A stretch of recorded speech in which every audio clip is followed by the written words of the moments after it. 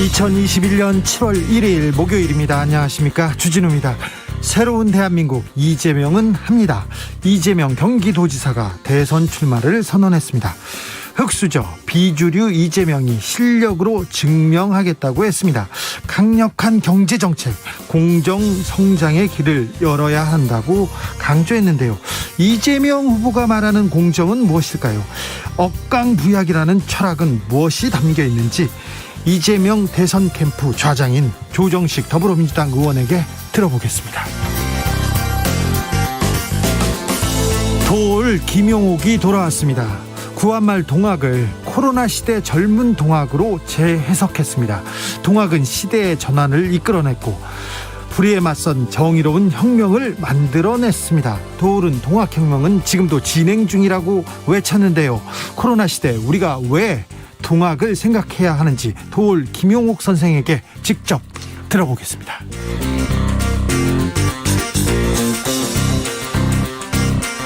코로나 시대 재난지원금 지급 속도와 방식 두고 세계가 대한민국을 주목하고 있습니다. 블룸버그 통신은 IT 기술로 무장한 한국이 재난지원금을 신속하게 지급해서 일본을 이겼다고 보도하기도 했습니다. 한국의 빠른 재난지원금 지급 속도, 그 이유는 무엇일까요? 그리고 재난지원금 지금 이번에는 누가 얼마를 언제쯤 받게 될까요? 김병철 편집장과 함께 정리해 보겠습니다. 나비처럼 날아 별처럼 벌처럼 쏜다. 여기는 주진우 라이브입니다.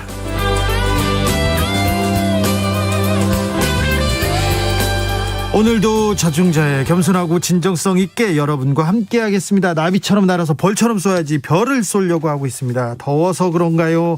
비가 와서 그러는지요? 자, 2021년도 이제 하반기가 시작됐습니다. 부산 해운대 등 해수욕장 본격 개장을 했고요.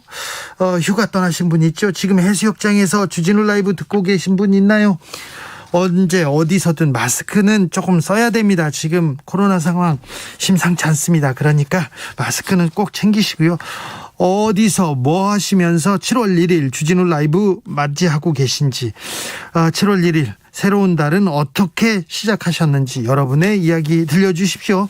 샵 9730, 짧은 문자 50원, 긴 문자는 100원입니다. 콩으로 보내시면 무료입니다. 그럼 주진우 라이브 시작하겠습니다.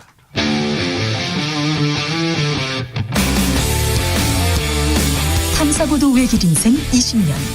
주 기자가 제일 싫어하는 것은?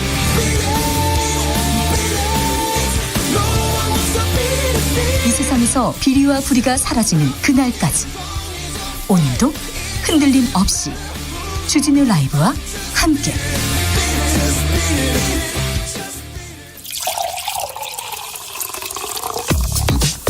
진짜 중요한 뉴스만 쭉 뽑아냈습니다. 주 라이브가 뽑은 오늘의 뉴스 주스.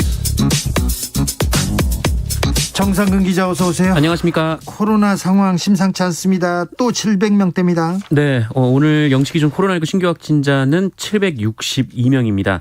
어제보다 조금 줄긴 했습니다만 여전히 700명대 확진자고요. 수도권이 많죠? 네, 이 지역 발생 확진자의 85% 이상이 수도권에서 나오고 있고, 서울의 경우 전체 확진자의 40% 넘게 나오고 있습니다. 술집, 유흥주점, 걱정입니다. 네, 지금 홍대 주점발 확산 사태가 심각한데요. 이 문제는 이 접촉자들이 얼마나 되는지 파악이 안 된다라는 데 있습니다. 이에 방역 당국은 지난 16일부터 28일까지 이 홍대에 있는 주점인 라밤바, 도깨비클럽, FF클럽, 젠바, 어썸, 서울펍, 코너펍, 마콘도바를 방문한 분들을 찾고 있습니다. 해당 기간 해당 장소를 방문하신 분들은 반드시 보건소나 선별진료소에서 검사를 받으셔야 합니다. 백신만이 조금 희망인데 백신 접종 조금 속도를 냈으면 하는데 백신 접종 계획 나왔습니다. 네, 이제 오늘로 3분기에 접어들었는데요. 7월 신규 백신 접종 시행 계획이 발표가 됐습니다. 이에 따르면 일단 이번 달 초반에는 상반기 접종 대상자 중에 접종하지 않은 분들을 중심으로 접종을 시작하고요. 하반기부터 50대에 대한 접종을 시작할 계획입니다. 이에 따라 만 55세에서 59세는 오는 26일부터, 그리고 50세에서 54세는 다음 달 9일부터 모더나 백신을 접종하게 됩니다. 네. 2학기 전면 등교를 위한 백신 접종도 시작되는데요.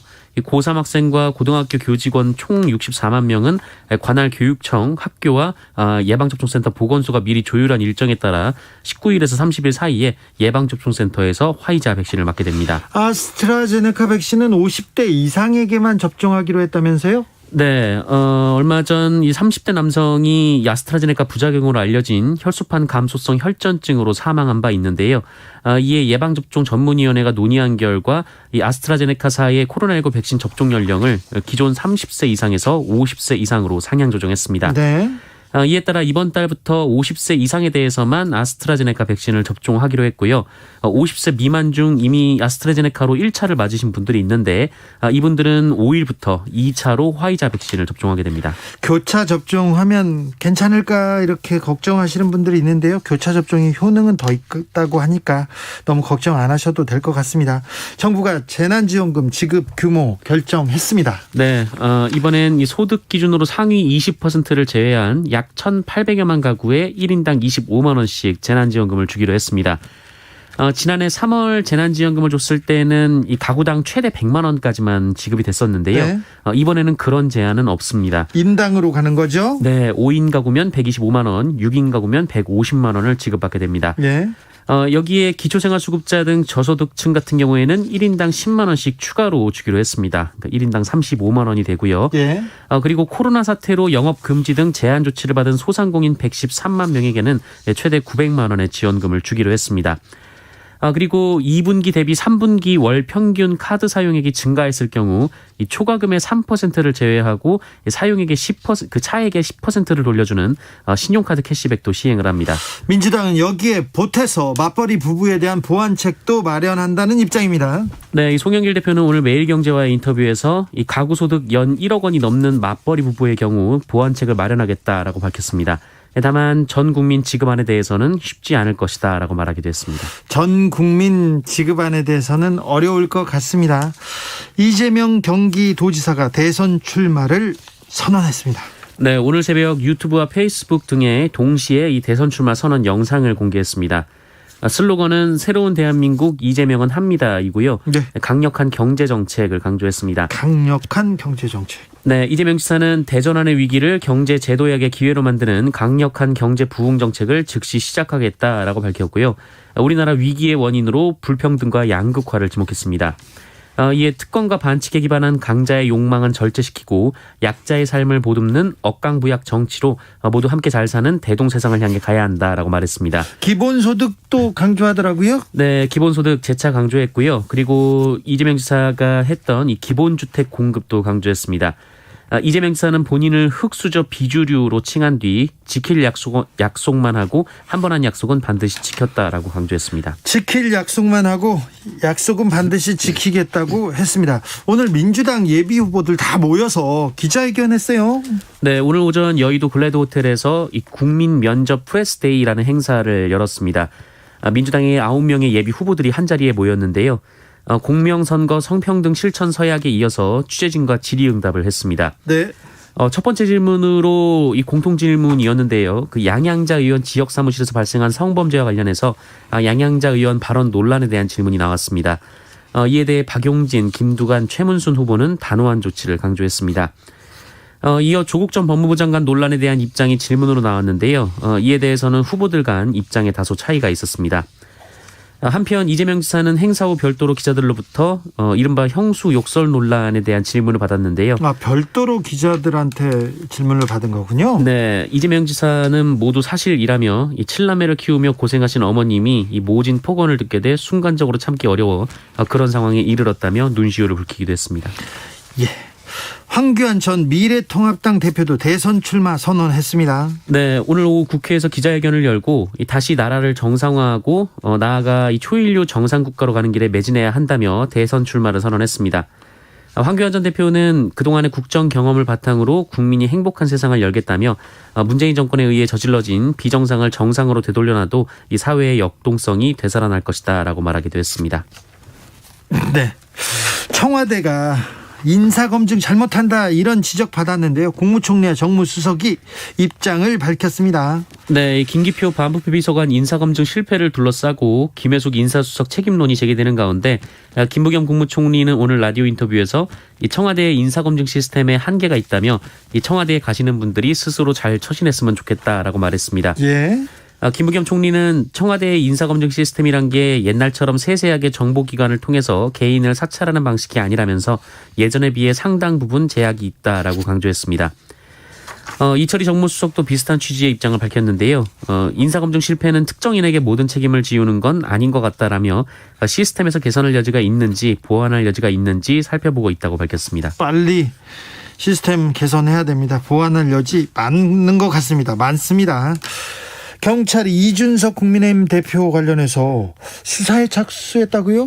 네, 이준석 국민의힘 대표가 이 산업기능요원 군복무 중 이 병역법을 위반했다는 의혹으로 고발을 당했는데요. 네. 이 사건을 이 서울경찰청이 수사하기로 했습니다.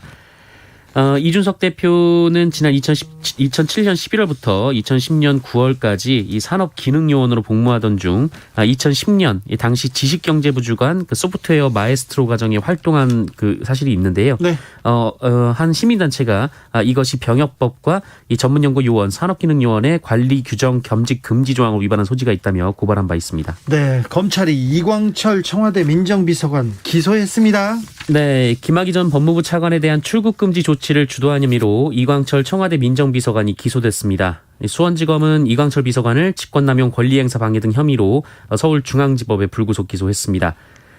이광철 비서관은 지난 2019년 3월 이 김학의 전 차관이 출국을 시도한다는 사실을 파악하고 이 차규근 법무부 출입국 외국인 전체본부장과 이규원 당시 대검 과거사 진상조사단 검사 사이를 조율하며 출국 금지 과정 전반을 주도했다고 검찰은 주장했습니다. 참 검찰이 민정비서관은 검찰의 인사권을 쥐고 있는 사람이거든요. 인사를 판단하는 사람인데 검사가 막 기소한다. 시대가 변하기도 참 많이 변했다는 생각합니다. 옛날에 우병우 전 민정비서관이었거든요. 네, 민정비서관 때 엄청 힘셌습니다. 그 밑에 주진우 검사도 있었는데요. 네. 엄청 힘이 세가지고 검사장들도 꼼짝을 못했는데 지금 이광철 청와대 비서관 막 기소합니다. 그런데요, 검찰이 김학의 전 차관 성폭행 수사도 이렇게 열심히 했으면 선택적 정의, 선택적 수사 이런 비판은 좀 안 받았을 텐데 하는 생각 해봅니다. 아무튼 검사들이 청와대 민정비서관을 기소했다고 합니다. 네, 엄청난 일입니다. 일본의 후쿠시마 오염수 방류 과정을 우리 측 전문가한테도 검증하기로 했습니까? 네, 일본의 후쿠시마 오염수 방류 계획에 대해서 국제사회가 반발하자 지난 4월에 이 국제원자력기구, 그러니까 IAEA가 오염수 방류 과정을 검증할 국제 전문가단을 꾸리겠다 이렇게 밝혔었습니다. 이에 우리 정부는 그 검증단에 우리나라의 전문가가 포함돼야 한다 이렇게 요구를 해왔는데요. KBS 보도에 따르면 최근 IAEA는 이 국내의 원자력 전문가를 검증단에 참여시키기로 하고 초청장을 보냈다고 합니다. 원자력 안전기술원 김홍석 박사가 초청 대상인데요. 이 방사성 물질 분석과 평가 분야의 권위자로 불리고요. 2018년 라돈 침대 사태 당시 위험성 검증에 참여하기도 했습니다. 네, 검증에 참여한다니 가서 좀 검증을 제대로 했으면 좋겠어요. 방사능 우럭 막 계속 나오고 있지 않습니까? 걱정인데요. 아무튼 검증 일정은 공개되지 않았습니다만 올림픽 개막 전에 회의가 열릴 것으로 보입니다. 제자를 폭행하고 추행한 교수들이 있습니다. 그런데 잇따라 집행유예가 나오고 있어요. 네, 제자들을 골프채로 때린 전직 음악대학 교수가 있는데요. 음대 교수가 골프채를 휘둘러요? 그렇습니다. 유죄가 확정이 됐습니다. 네. 이 대법원 2부는 이 학생들을 상습 폭행한 혐의 등으로 기소된 전직 국민대 음대 교수 김모 씨의 상고심에서 징역 1년에 집행유예 2년을 선고한 원심을 확정했습니다. 김모 씨는 지난 2015년과 2016년 사이 후배들을 제대로 관리하지 않는다라는 이유로 제자 5명을 여러 차례 골프채로 때린 혐의 등으로 재판을 받아왔습니다. 후배를 관리하지 못한다고 선배들을 모이라고 해가지고 골프채를 휘둘러요? 네, 폭행을 또 부추기는 그런 행위였는데요. 네.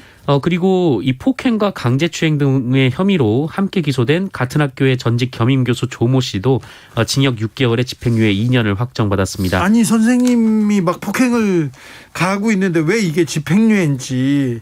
사랑의 매라고. 사랑의 매는 들어봤어도 사랑의 골프채는 못 들어봤잖아요. 네, 그렇습니다. 아 참. 내용이 어떤지 저희가 좀 자세히 좀 따져보겠습니다. 그런 시간을 만들어 보려고 합니다. 운전 중에 휴대전화를 금지한 법률 합헌 결정을 받았네요. 네, 이 자동차 운전 중 휴대전화를 사용하지 못하도록 한 이 도로교통법은 합헌이라는 헌법재판소 결정이 나왔습니다. 어떤 분이 지난 2018년 7월 그 운전 중에 휴대전화를 사용했다는 이유로 이 경찰로부터 범칙금 통고서를 받았는데 이를 납부하지 않고 정식 재판을 청구하면서 이 운전 중 휴대전화 사용을 금지한 도로교통법은 위헌이다라며 헌법 소원을 낸 바 있습니다. 헌법 소원까지 냈어요. 부지런하신 분이네요. 그런데요. 네, 하지만 이에 대해 헌법재판소는 운전 중 휴대전화 사용 금지는 국민의 생명과 신체 재산을 보호하기 위한 적법한 제재라고 합헌 결정을 내렸습니다.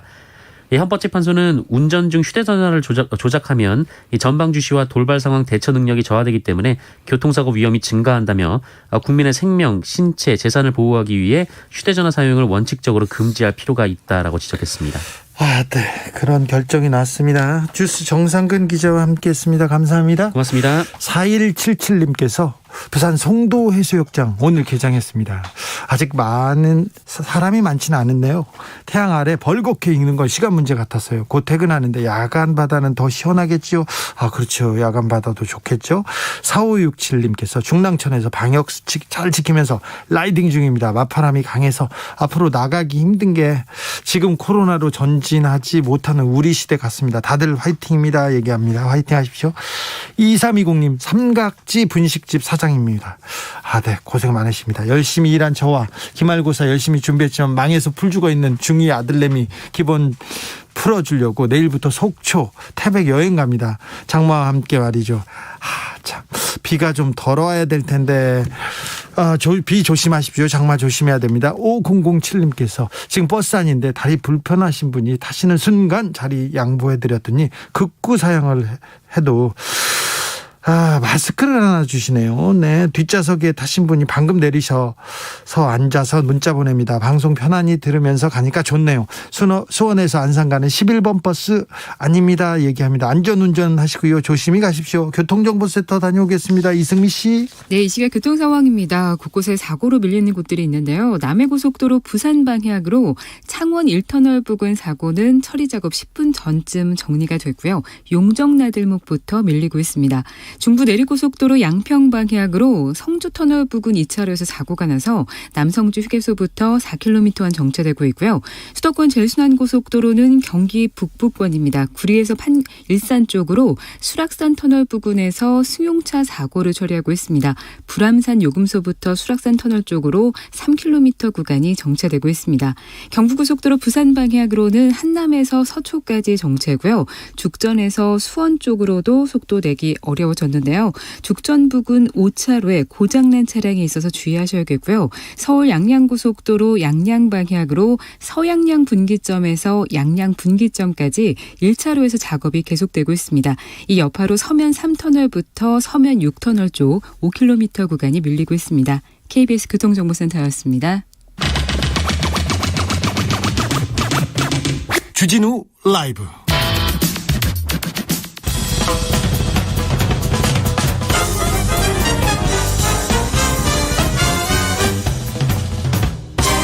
훅 인터뷰. 모두를 위한 모두를 향한 모두의 궁금증 훅 인터뷰. 여권의 지지율 1위 이재명 경기도지사가 대선 출마를 공식 선언했습니다. 누구나 경제적인 풍요를 누리게 하겠다. 지킬 약속만 하고 약속은 반드시 지키겠다. 포부를 밝혔는데요. 이재명이 말하는 공정은 무엇인지, 왜 이재명이어야 하는지, 이재명 지사 캠프를 총괄하고 있는 좌장 조정식 더불어민주당 의원, 안녕하세요. 네네, 안녕하십니까. 조정식입니다. 네, 오늘 온라인 비대면으로 대선 출마를 공식 선언하셨습니다. 이재명 경기도지사가요. 네네, 그렇습니다. 네. 왜 그렇게 하셨어요? 네, 오늘 이제 내용과 형식 면에서 보면요. 네. 지금 이제 코로나 상황 등을 감안을 하고, 또 현재 이제 이런 국민의 눈높이에서 기존에 있었던 뭐 현장이나 인원동원 중심의 출마 선언이 아니라 네. 네, 그거를 지향을 하고 그 SNS와 이제 유튜브 등 그 온라인을 통해서 영상 출마 선언을 하게 됐습니다. 예. 네, 그리고 이제 내용적으로도 지금 이제 국민들께서 많이 이제 삶의 어려움들이 있으신데 또 그런 것들과 또 새로운 시대를 우리 전환들을 맡고 있다고 보거든요. 그런 네. 점에서 미래에 대한 비전과 희망을 제시하는 데 좀 주력을 하고자 했습니다. 예. 그래서 오늘 이제 출마 선언 끝나고 저도 이제 몇 분들 반응을 좀 이렇게 들어봤는데 네. 전반적으로 형식도 좋았고 내용도 좋았다 그런 좀 호평들이 많으셨던 것 같아요. 예. 네. 이재명 지사의 캠프를 총괄하고 있다는데 캠프 총괄하면 뭐 어떤 일 하십니까? 저희가 이제 뭐 이제 어쨌든 이제 선거 경선이 시작됐기 때문에 네. 이제 캠프를 저희가 구성해서 이제 하고 있습니다만 네. 이제 그 캠프에 보면 여러 가지 뭐 기능적인 역할들이 있지 않습니까? 예. 뭐 이제 조직도 있을 것이고 그다음에 또 대변인실도 있을 것이고 또 정책 홍보 등등 여러 가지가 있는데요. 네, 그런 일들을 저희가 이렇게 같이 논의하고 상의하면서 예, 좀 체계적으로 이제 하고 있는 그런 역할을 하고 있는 거죠. 알겠습니다. 네. 다만 이제 저희가 그 이번에 이제 캠프를 저희가 구성을 하면서 예. 저희가 생각했던 캠프의 그 기본적인 이제 개념과 이제 지향을 저희가 열린 캠프라고 저희가 이렇게 명명을 했습니다. 예. 그러니까 말 그대로 이제 이 과거의 어떤 그냥 그 수직적인 선거대책본부적 개념이 아니라 뭔가 좀 개방과 포용 그리고 좀 수직적 구조가 아닌 일 중심의 수평적 네트워크를 지향을 하자. 네.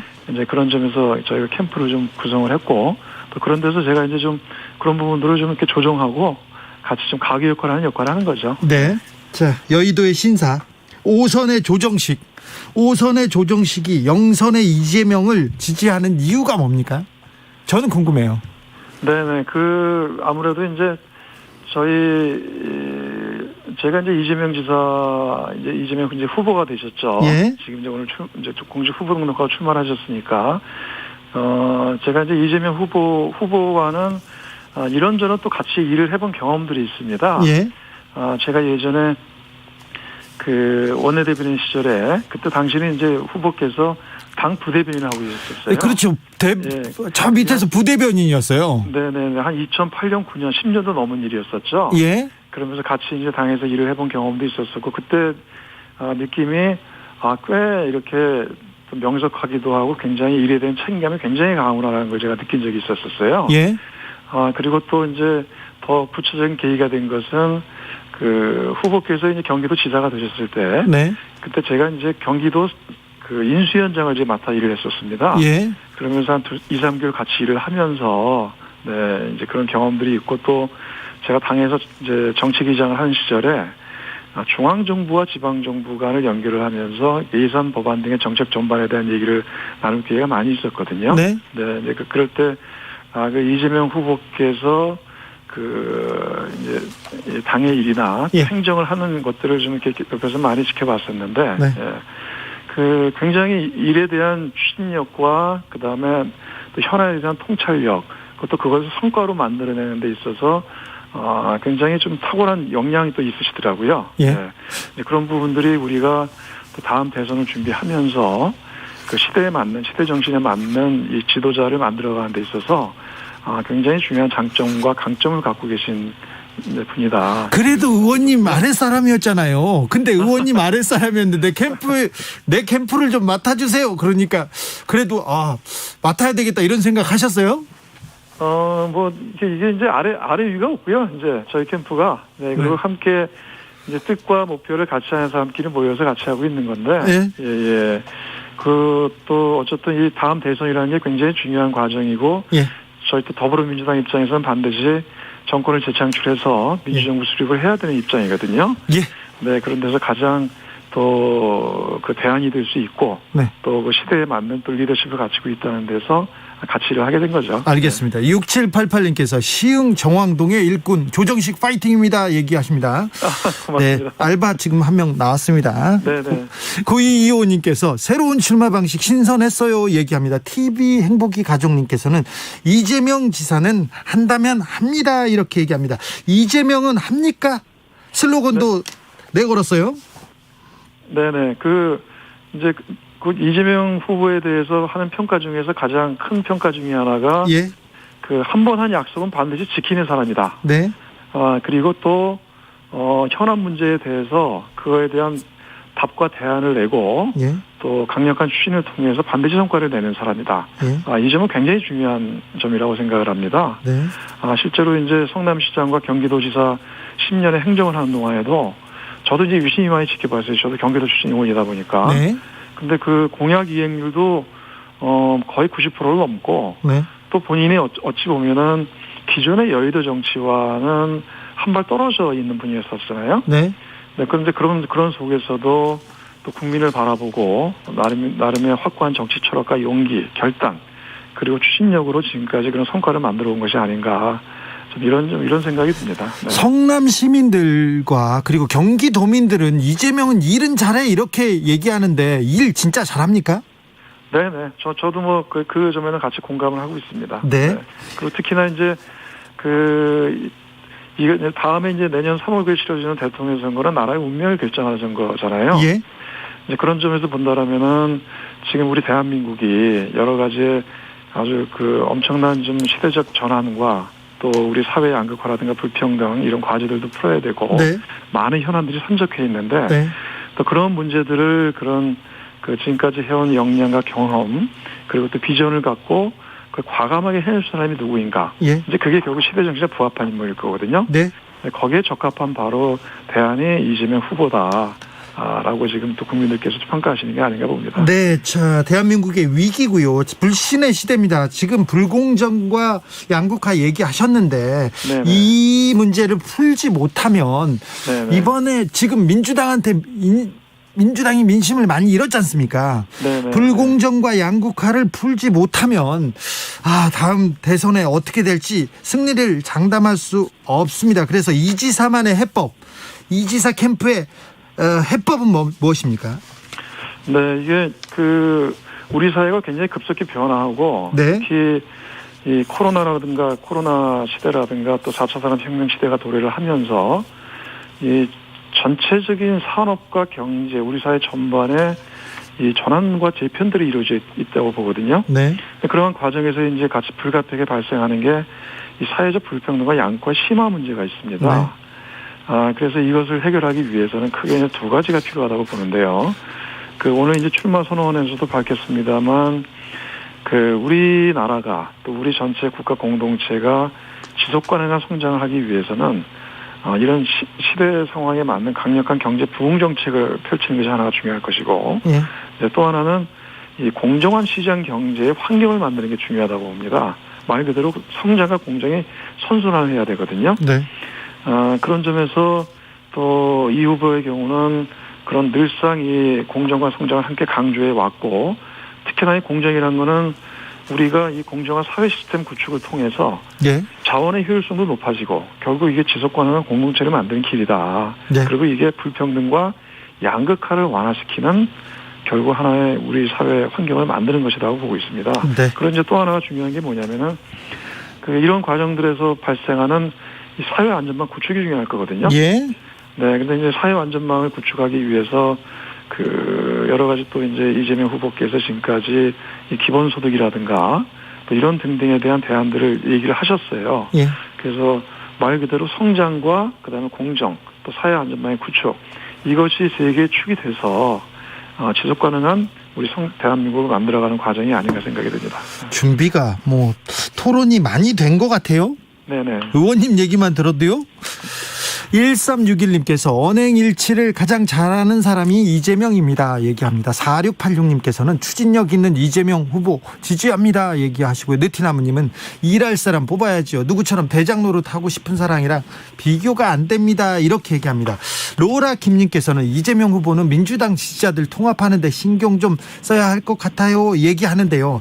자, 지지도가 견고하다 보니까 또 독주하다 보니까 반 이재명 연대 움직임도 보입니다. 이 움직임에 대해서는 어떻게 이렇게 대책을 세우고 계신지요? 네, 이제 반 이재명 연대다 또는 언론에서 합정 연행이다 하는 이런 얘기들이 이제 있는데요. 네. 네. 이 역대 선거를 보면 항상 이제 또 선두 주자들이 있고 또 여러 후보들이 같이 뛰다 보면은 이런 이제 합종 연행들도 또 자연스럽게 생기기도 해요. 네. 그래서 그런 부분들을 갖고 뭐 이걸 뭐 민감하게 생각하거나 이런 사람들은 아니라고 보고요. 네. 실제로 또 민주당의 9분 후보가 모두 다 역량도 있고 또 좋은 후보들이세요. 또 그러면서 이제 경쟁자이기도 하죠. 예. 그래서 이 경선을 잘 치르면서 또 민주당의 울타리를 키워나가는 것이 굉장히 중요하다고 보고, 네. 그리고 이제 그렇게 가는 데서는 가장 중요한 거는 그 후보가 그 자신의 그 비전과 정책으로 승부를 하고, 네. 또 그걸 국민과 당원들과 함께 공감하고 이런 과정들이 중요하다고 봅니다. 그래서 저희가 이제 열린 캠프를 저희가 이제 구성을 하면서도 저희 내에서도 그런 부분들을 많이 신신당부가 강조합니다만, 네. 이게 다 이제 경선이 끝나면 함께 하나로 용광로로 합쳐져야 되기 때문에 네. 경선 과정에서 서로 충돌하거나 또는 감정을 상한 일이 없도록 우리가 반드시 하도록 하자. 또 민주당이 이게 전통이었거든요. 네. 네, 그래서 그런 과정으로 잘 저희들이 준비할 생각입니다. 네. 저 오늘 뭐 출마 선언 보는데 비전 정책 계속 미래를 얘기하고 있더라고요. 그런데 네네. 또 경선 과정 가면 또 약점 공격하고 비판하고 막 그럴 텐데, 자, 이재명의 강점에 대해서는 좀 알겠어요. 약점도 있는데 약점에 대해서 좀 보완책 네. 말씀해 주세요.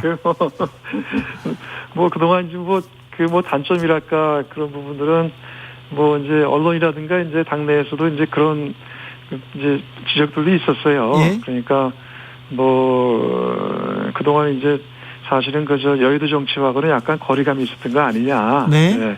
뭐 그런 얘기도 있었지만 이제 그런 부분들은 다 많이 해소가 된 것 같아요. 그리고 네. 그 이재명 후보께서도 늘 신신당부하시는 게 경선을 이제 거쳐서 만약에 그 당신께서 후보가 되면 이재명 후보가 아니라 민주당 후보다. 네.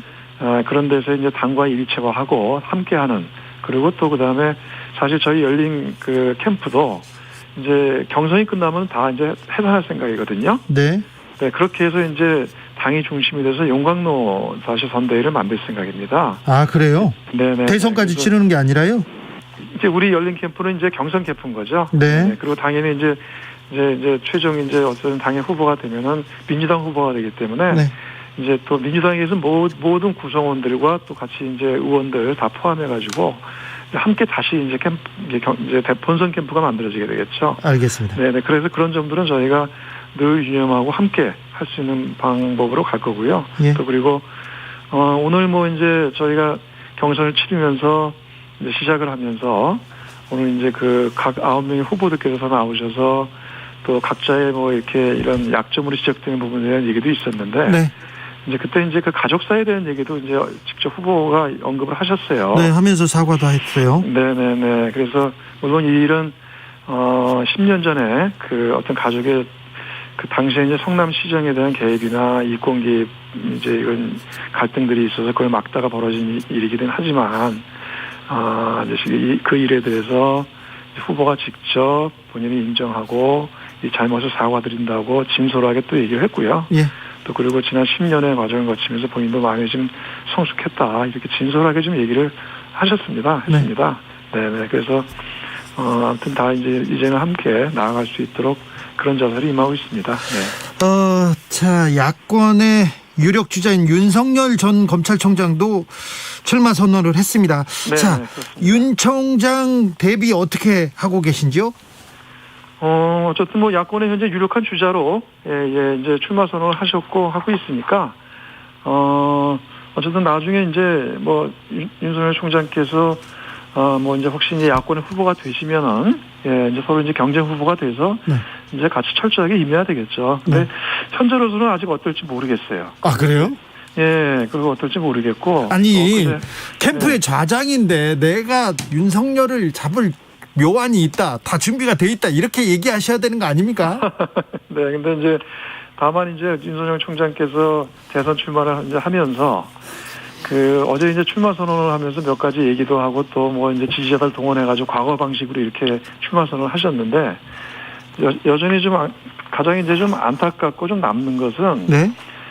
그 기자회견을 하시면서 이렇게 공정, 상식, 자유를 강조를 많이 하셨는데 네. 본인이 왜 대통령이 되어야 하는지, 그리고 대통령이 되면 무엇을 하겠다는 건지, 그런 국정 철학이나 정책 비전에 대해서는 좀 사실 좀 찾아보기가 좀 어렵다. 아직까지는. 네. 좀 그런 것 같습니다. 그래서 이제 그 점은 앞으로도 계속 보면서 또 이제 출마 선언을 이제 윤석열 총장이 하신 만큼 네. 이제부터는 국민 검증의 시간이 왔다고 보고요. 네. 네, 이제 그런 부분들에 대해서는 저희들도 또 관심 있게 보고, 특히 국민들께서 이에 대해서는 이제 엄중하게 보시지 않겠는가, 좀 이런 생각을 하고 있습니다. 네. 이건 작은 또 궁금증인데요. 네네. 경기도지사인데 대선에 나왔습니다. 혹시 후보가 되면 지사직은 어떻게 됩니까? 일단은 지금은 이제 경선을 앞으로 이제 한 두어 달간 치르게 되니까요. 예. 네, 경선을 하면서 당연히 현직 도지사 신분을 유지하고 경선을 치르실 거고, 네. 치를 거고, 아무튼 최대한 또 경기도민에 대한 또 이제 일과 또 도리가 있기 때문에 최대한 도전 공백이 없도록 할 겁니다. 네. 그 지난 대선 후보 경선 때도 그랬고요. 네. 그리고 이제 후보가 되면, 최종 당의 공식 후보가 되게 되면 이 지사직 유지를 어떻게 할 것인가에 대해서는 아마 추후에 다시 판단을 해야 되지 않을까 생각을 합니다. 알겠습니다. 네. 하지만 이제 어쨌든 경기도민에 대해서 솔직하게 나중에 후보가 되면 또 이해도 구하고, 그 시점이 이제 언제가 될지는 추후 다시 판단을 해야 되겠죠. 네. 네네. 의원님, 네네. 캠프에서 이제 대선을 같이 준비하면서 네네. 이렇게 계속 이재명 지사하고 얘기하실 거 아닙니까? 네네. 이재명이 대통령 감입니까? 네, 저는 뭐 어쨌든 더불어민주당의 또 대선 승리를 이룰 수 있는 그 대안이고, 또 실제로 우리가 이 대한민국을 새롭게 만들고 또 새로운 시대 전환하는 데 있어서 그 일을 잘 해낼 수 있는 대통령감이다, 이렇게 생각을 하고 함께하고 있습니다. 이재명이 이깁니까, 이번 대선에서? 최선을 다해서 좋은 결과를 만들어야죠. 네. 그리고 또 지인사 대천명이라고 했는데, 네. 아무튼 반드시 좋은 결과를 낼 수 있도록 저희가 더욱 더 겸손하게, 더 치열하게, 또 국민과 함께하도록, 또 당과 당원들과 또 하나가 되도록 이렇게 할 생각입니다. 네. 조정식은 겸손해서 탈이야, 점잖아서 탈이야, 그런 얘기는 많이 들었는데 오늘도 또 그 겸손을 끝까지 얘기하시네요. 네. 자, 이재명 지사 캠프의 좌장이었습니다. 조정식 더불어민주당 의원, 감사합니다. 네, 고맙습니다. 네. 나비처럼 날아 벌처럼 쏜다. 주진우 라이브.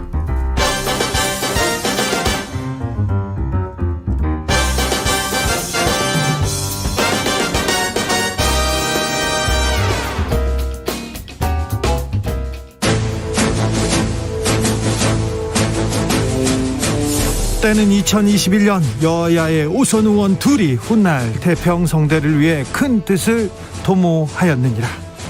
오선의 지혜와 품격으로 21대 국회를 이끈다. 오선의 정치비책 정비록. 소년급제, 하지만 줄서기 정치 거부해왔다. 대한민국 국회를 이끄는 쌍두마차 수도권 내리오선 안민석 더불어민주당 의원님. 네, 안민석 의원입니다. 영남권 내리오선 조경태 국민의힘 의원, 어서 오세요. 네, 안녕하십니까. 반갑습니다. 두 분의 신상 발언으로 정비록 시작하겠습니다. 안민석 의원님. 김재윤 전 의원, 네. 예, 더불어민주당 이제 삼선을 하셨는데요. 이분이 그저께 극단적 선택을 했습니다. 네. 저는 김재윤 의원의 죽음을 자살이 아니라 정치적 타살이라고 주장을 합니다. 그 이유는 첫째, 김재윤 의원이 4년 옥살이를 꼬박했어요. 예. 한 서울예술종합학교 그 이사장으로부터 돈을 받았다는 김민성 씨한테요. 제목이었는데요. 네.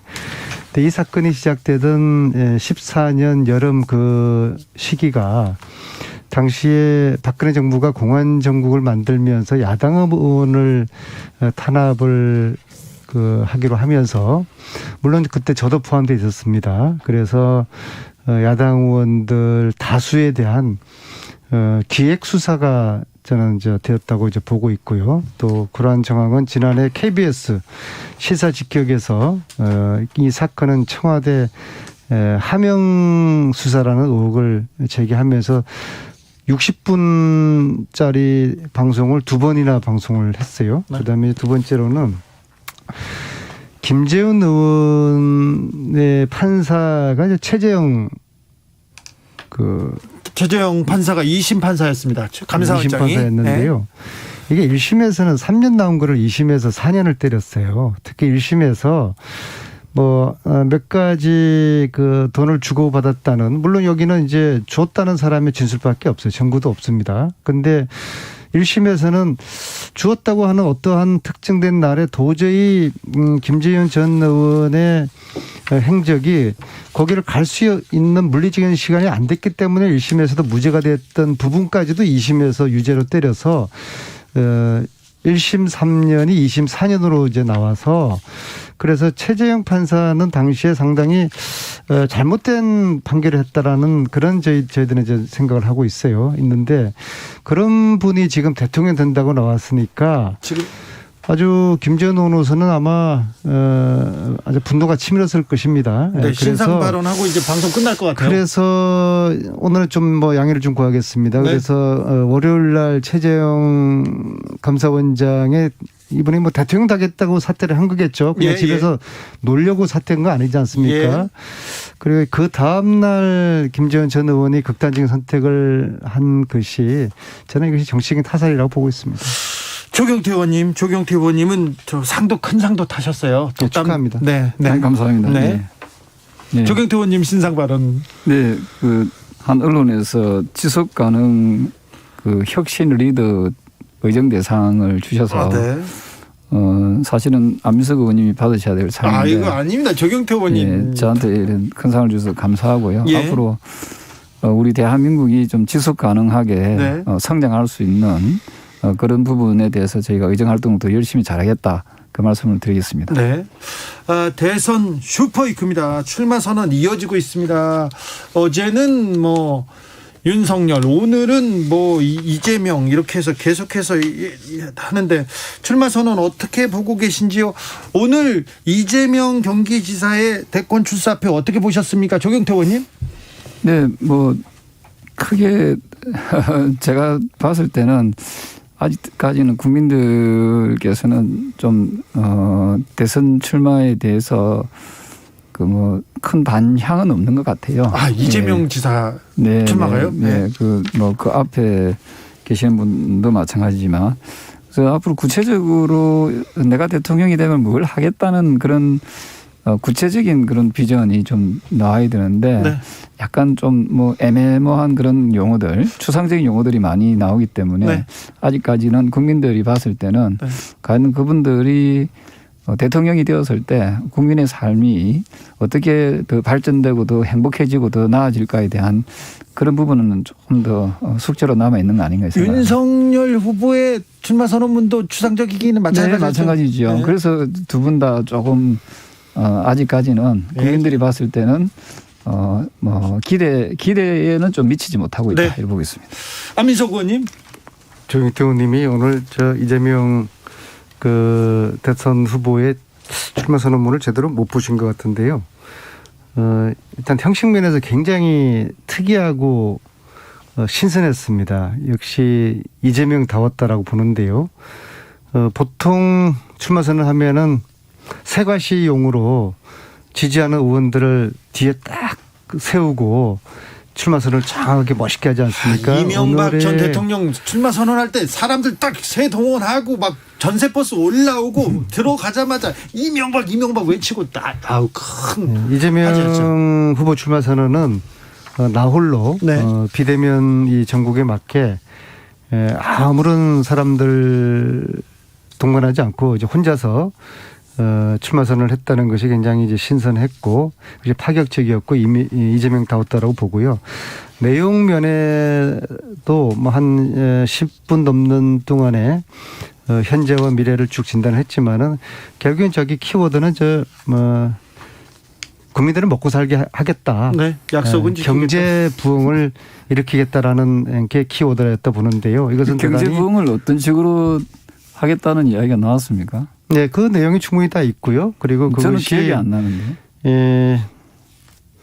이제 공정이 어떤 나라의 토대가 되고 그걸 통해 가지고 이제 경제를 부흥시키고 그리고 양극화 문제 또 불평등 문제를 해결했다는 그런 대안이 짧은 시간에 다 제시돼 있고요. 이것이 대한민국 가장 대표적인 흑수저 출신인 이재명이라는 한 정치인이 손영공 출신 아닙니까? 그 흑수저 출신의 정치인이 대한민국 경제를 다시 부흥시키겠다라고 선언한 내용은 상당히 인상적이었고요. 지난 4년 동안에 제대로 준비된 대통령으로서의 그런 면모를 보여준 출마 선언이었다고 봅니다. 황교안 전 대표도 출마 선언을 했습니다. 초일류 정상국가를 만들겠다고 대장정에 나서겠다고 하는데요. 네, 뭐 누구든 만 40세가 넘어가면 다 대통령 출마할 수 있는 그런 뭐 아니 저 황교안 대표는 누구는 아니고 굉장히 또 아니 뭐 다들 나오고 나오시겠다 있어요? 하니까 네. 지금 뭐 오늘도 누가 또 한 분 나오신다고 선언하신 것 같은데요.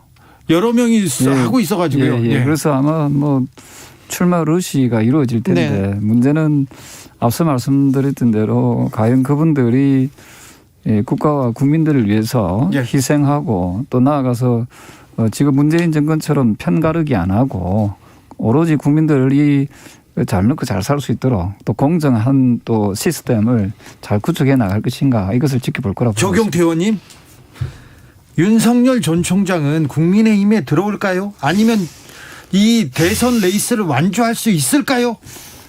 그거는 오로지 신만이 알 수 있는 문제인 것 같은데요. 예. 저는 그 들어오는 속도가 예. 그렇게 빠르지는 않을 것이다. 만약에 들어오시더라도 들어오는 속도는 그렇게 빠르지 않을 것이다 보고 있습니다. 네. 그 뭐 한교안 전 총리 돼 가지고는 저는 뭐 별 말하고 싶지가 않아요. 그 자기가 모시던 대통령을 감옥을 보낸 그런 분이 대통령 되고 나왔다는 거는 좀 염치가 없는 짓이고요. 아니 근데 저는 아까 제가 말씀드렸던 네. 이재명 이런 정치인에 대해 가지고 도올 김용옥 선생님께서 최근에 이재명은 이 시대의 천명이라는 그런 말씀을 하시더라고요. 근데 그걸 제가 곰곰이 생각해 보니까 첫째로 이재명은 대한민국 정치의 지정 생존자예요. 네, 지정생존자. 그런 영화도 있었죠. 왜냐하면은 우리 쪽의 대선 후보들이 다 감옥 가거나 뭐 극단적 선택을 하거나 그런 와중에 혼자서 살아남은 그러니까 지정생존자가 맞죠. 두 번째로는 그 지난주까지 경선 연기한다마는 논란이 있지 않습니까? 네. 근데 논란을 하다가 코로나 끝난 다음에 하는 게 낫지 않느냐라는 쪽으로 많이 기울었는데 대선론이 그 그렇게 가다가 기울은 시점에 예. 변이 바이러스가 터진 거예요. 그러니까 변이 바이러스가 나왔는데 가을이 돼도 코로나가 잠잠해진다는 보장이 어디 있느냐.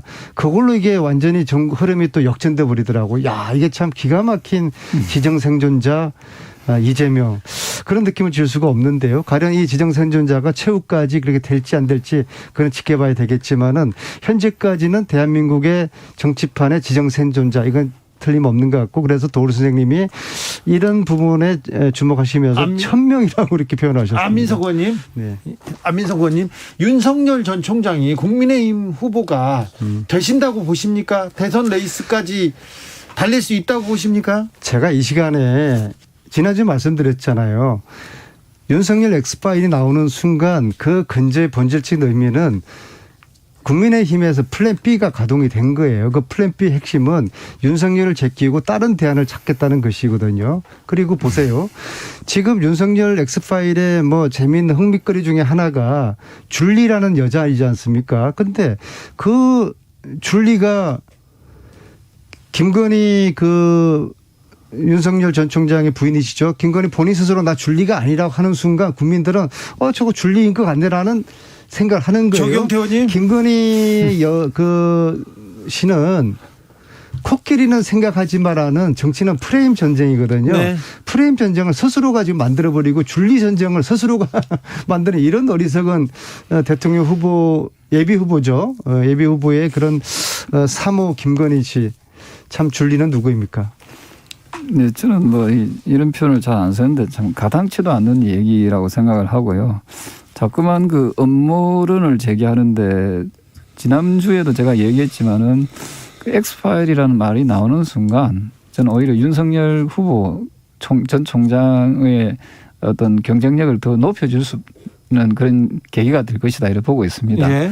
그리고 이제 윤석열 전 총장이 국민의힘에 들어오는 시점이 언제일까라는 부분에 대해서는 아마도 본인들도 고민을 하겠지만 지금 국민들께서는 오늘 제가 여러 통의 전화를 받았습니다마는 제발 정권을 교체해서 대한민국을 좀 정상화시키고 특히 경제를 좀 더 정상화시키고 안정시키고 또 발전시킬 수 있는 그런 정권 교체를 많이 여망하고 있거든요. 거기에 저는 야권에 있는 모든 후보들이 저는 하나가 되어서 한 마음이 되어서 저는 똘똘 뭉쳐야 된다 그런 입장입니다.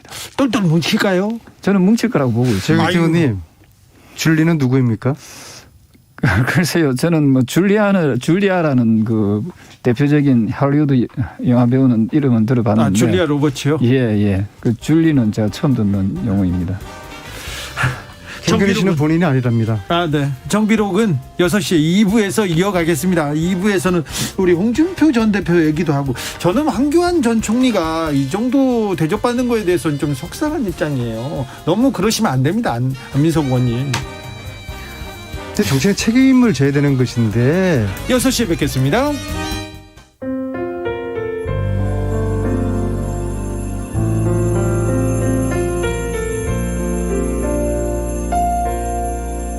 KBS 라디오 연중기획 희망충전 대한민국 436번째 이야기.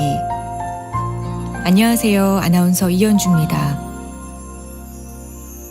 올해 9살인 지혜는 벌써 이별의 아픔이 뭔지 알아버렸습니다. 일용직 근로를 하면서 가족들의 생계를 책임지던 아빠가 한 달 전 갑자기 심장마비로 세상을 떠났기 때문입니다.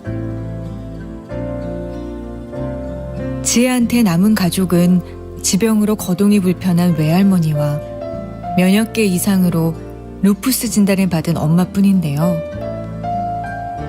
일찍 철이 들어버린 지혜는 고사리 손으로 집안일을 도우려고 애쓰지만 아직 어린 나이에 이 모든 걸 감당하기에는 버거운 게 현실입니다. 막막한 일상을 버티고 있는 지혜네 가족들이 더 이상의 아픔을 겪지 않고 행복을 마주할 수 있도록 여러분이 힘을 모아주세요. 코로나19 여파로 사례자와 취재팀의 안전을 위해 사연으로 대신 전달합니다. 여러분의 따뜻한 손길이 희망의 빛이 됩니다. ARS 060-700-1580 060-700-1580 한 통화 3,000원으로 희망을 선물해 주세요. KBS 라디오 연중기획 희망충전 대한민국은 초록우산 어린이재단, 인탑스 주식회사 그리고 청취자 여러분과 함께합니다. ARS 060-700-1580 한 통화 3,000원입니다.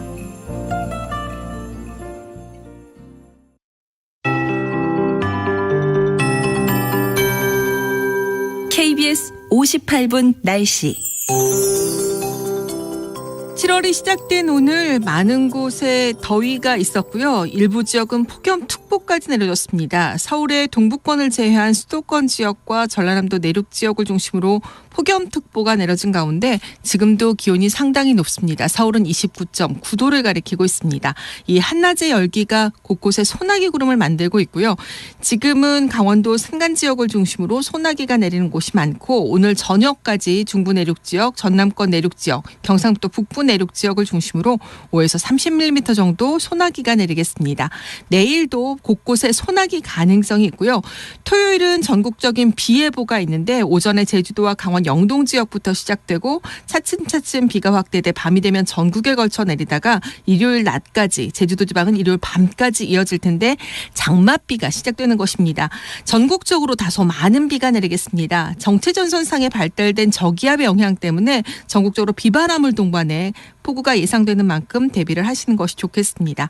내일은 아침 최저 기온 서울 23도를 비롯해 전국 18도에서 23도 사이가 되겠고요. 낮 기온은 서울과 대전, 청주, 전주가 32도, 세종과 광주 31도, 대구는 30도로 내일도 덥겠습니다. 지금 서울 기온은 29.9도입니다. 윤지수입니다.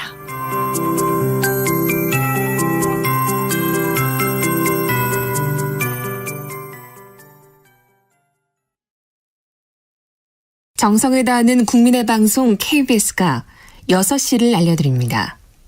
AM 711kHz, FM 97.3MHz, KBS 1라디오입니다. HLKA.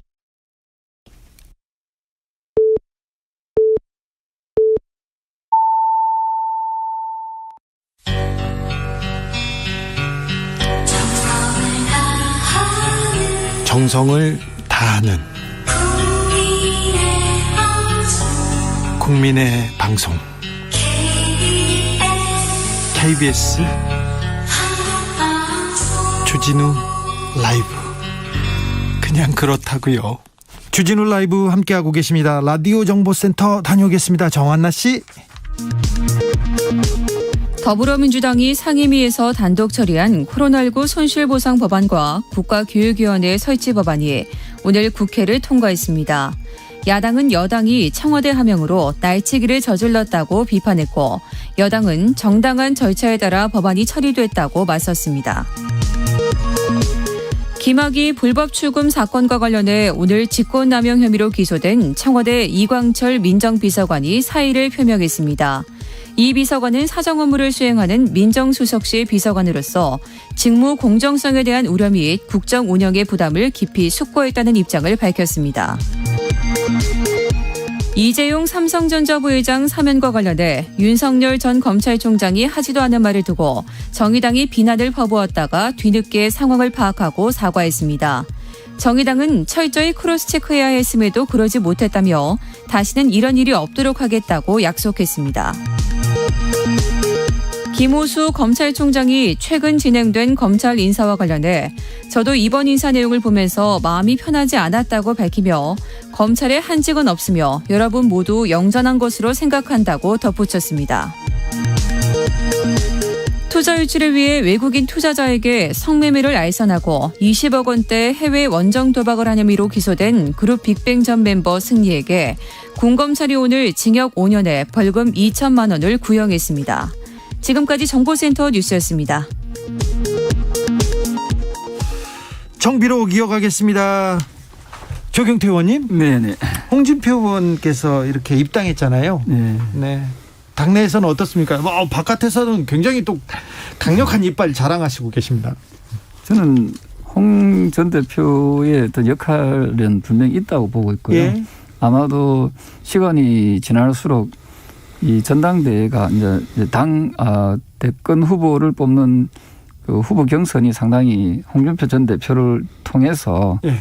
상당히 흥미롭게 진행되지 않을까 생각을 합니다. 지금 윤석열 전 총장을 탁탁 때리면서 마구 아프게 때리고 있어요. 그러면서 자기 존재감을 키워가는데 당내에서 지난번에 이분은 당 대표를 했지 않습니까? 그리고 지난번 이 국민의힘 전신에서 대통령 후보였지 않습니까? 맞습니다. 가능성이 있죠. 홍준표 의원도 이번에. 그렇습니다. 홍준표 전 대표의 워딩을 자세히 보시면은 크게 뭐 인신공격성 그 발언보다는 그냥 그 표현 자체가 약간 조금 이제 강하죠. 예, 좀 감칠나게 강하다. 네. 하는 표현을 좀 쓰고 싶고요. 어쨌든 그런 부분들이 저는 오히려 경선 과정에서 좀 더 흥미를 더 많이 불러일으키고 상대방에 대한 지나친 그 네거티브라든지 마타도적 발언이 아니라고 하면은 저는 이게 우리 당의 그 대선 전국에 저는 도움이 될 수 있다 이렇게 보는 거죠. 보면요, 우리 민주당과 지금은 국힘이죠. 보수당의 대선 경선은 좀 차이가 있어요. 예. 그 보수 쪽은 죽기 살기로 물고 뜯기 싸웁니다. 예, 2007년 그 MB하고 박근혜도 보십시오. 이번에도 그럴 겁니다. 반면에 이제 저희 민주당은 오랜 기간에 어떤 민주화 운동의 그런 동지적인 그런 관계로 다 연결돼 있기 때문에 끝까지 이제 갈 때까지 가는 거는 굉장히 서로가 자제를 하는 그런 경향이 있어요. 근데 이제 홍준표 이제 앞으로 후보될 홍준표 의원님 같은 경우에는 굉장히 정치적인 그 네이밍을 잘 해요. 그렇죠. 딱딱딱딱 개념 정리를 잘 하고요. 네. 그다음에 싸움의 어떤 싸움꾼의 기질이 있는 아주 검투사 기질이 있어요. 예. 그래서 윤석열은 저희 여당이 건드리지 않아도 홍준표 의원 선에서 처리가 될 것이다. 네. 그러니까 저희로서는 EJ 그런 측면이 이제 있는 것이죠. 그래서 땡큐 홍준표 의원이 될 것 같고요. 예. 그런데 결국에는 이제 윤석열의 그 엑스파일로 이야기되는 그 이제 검증의 시간을 무사히 건널 수 있을까? 거기에 딱 그 걸림돌이 이제 홍준표 의원이 될 겁니다. 예, 그래서 그런 측면이 있고요. 그 다음에 홍준표 의원 말고도 국민들과 네티즌들이 아주 그 검증을 제대로 이제 할 겁니다. 제가 볼 때는 조국 교수 장관 틀었던 게 반의 발만 틀리더라도 그 윤석열 전 검찰총장은 이 검증의 시간을 버티기 어려울 것 같습니다. 버티기 어렵다. 조경태 의원님? 저는 그 윤석열 전 총장에 대해서 자꾸만 그 너무 부정적으로 이렇게 해석을 하시는데요. 저는 어쨌든 국민들이 보는 그 큰 의미에서의 시각은 이 불공정한 사회를 좀 공정한 사회로 만들어 달라. 그리고 예. 좀 정의로운 사회로 만들어 달라. 그리고 어떤 권력에 굴하지 않고 당당해져라. 뭐 이런 어떤 메시지가 많이 담겨져 있거든요. 그래서 저는 윤 총장의 그 어떤 그 흐름이 상승세가 쉽게 꺾이지는 않을 것이다 보고 있고요. 조경태 의원은 때릴수록 윤 총장을 좀 네, 키워주는 효과를. 최근에 추미애 전 장관도 대선 출마하면서 네. 윤석열 전 총장에 대해서 거론하지 않았습니까? 네. 그래서 그런 저는 부분들이 저는 윤 총장에 대해서는 상당히 그 맷집을 더 키워주는 효과가 있을 거고요. 아까 드렸던 홍준표 전 대표 역시도 저는 뭐 극단적 그 네거티브나 상대방을 비판하는 그런 목소리는 저는 내지 않을 것이다 하는 생각을 합니다. 오히려 더 흥미진진한 그런 경선 과정이 되지 않을까 저는 그렇게 보고 있습니다. 범인을 잡던 검사가 대통령이 된 사례는 제가 들어보지 못했고요. 왜냐하면은 검사나 판사의 이 속성은 사람들의 죄를 묻고 벌을 주는 그런 직업적인 속성이 있어요. 네. 근데 정치라는 것은 가난한 사람, 억울한 사람, 힘없는 사람들을 도와주고 그들의 눈물을 닦아주는 것이 정치적인 행위거든요. 그래서 어떻게 보면은 이 정치하고 검사나 판사하고는 완전 상극적인 그런 이제 속성이 있는 거예요. 그렇기 때문에 사람을 벌하는 검사라든지 그 판결을 어떻게 하면은 사람의 벌을 정확하게 주기 위한 판결을 내리는 판사, 이런 분들이 한 나라의 지도자가 되는 사회는 불행한 사회다. 그리고 대한민국 국민들은 세계에서 가장 똑똑한 국민들이지 않습니까? 그래서 대한민국 국민들이 그동안 검찰총장으로서 그다음에 또 그 최정의 감사원장으로서 그때의 상황하고 대선 후보로서 대한민국 지도자로서의 나선 전 검찰총장, 전 감사원장 으로 국민들이 보는 건 틀릴 겁니다. 대한민국 국민들이 이렇게 호락호락하지 않고요. 지도자다운 지도자, 국민들을 편하게 잘 먹고 살게 할 수 있고 나를 바로 잡을 수 있는 그런 분에게 대통령의 기회를 줄 겁니다. 여야 할 것 없이요. 윤석열 전 총장이 국민 약탈 정권 연장 맞겠다 이렇게 얘기하면서 굉장히 강력한 단어들을 막 쏟아내더라고요. 근데요. 윤석열이 공정하다고 생각하는 중도층 이나 청년들이 보고 좀 당황했을 것 같아요. 그죠? 좀 너무 센 거 아닙니까?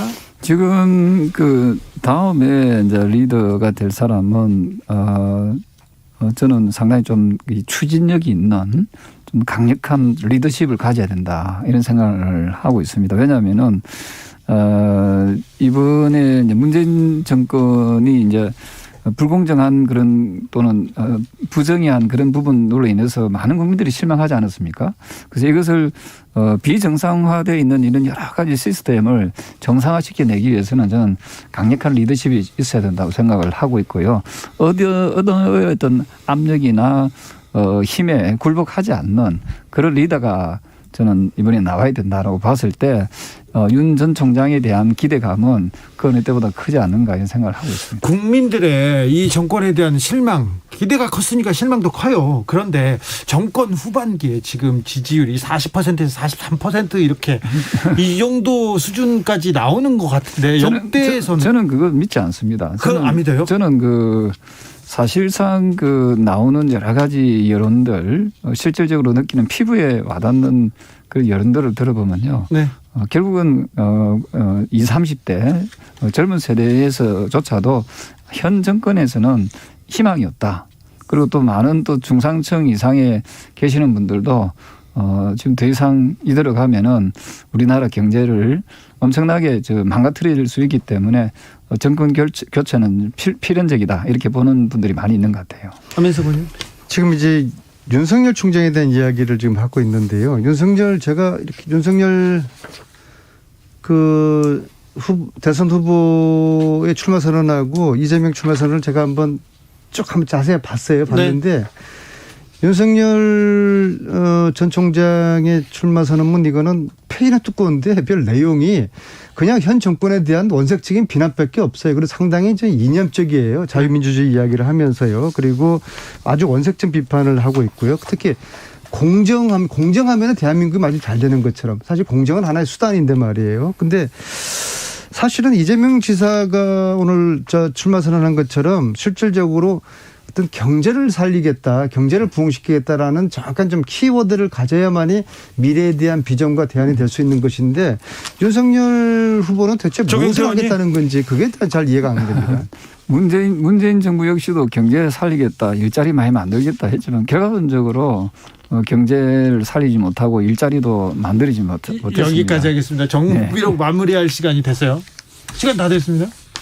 오늘도 감사했습니다. 조경태, 안민석, 조경태 의원이었습니다. 네, 감사합니다. 정치 피로, 사건 사고로 인한 피로, 고달픈 일상에서 오는 피로. 오늘 시사하셨습니까? 경험해보세요. 들은 날과 안 들은 날의 차이. 여러분의 피로를 날려줄 저녁 한 끼 시사 추진우 라이브.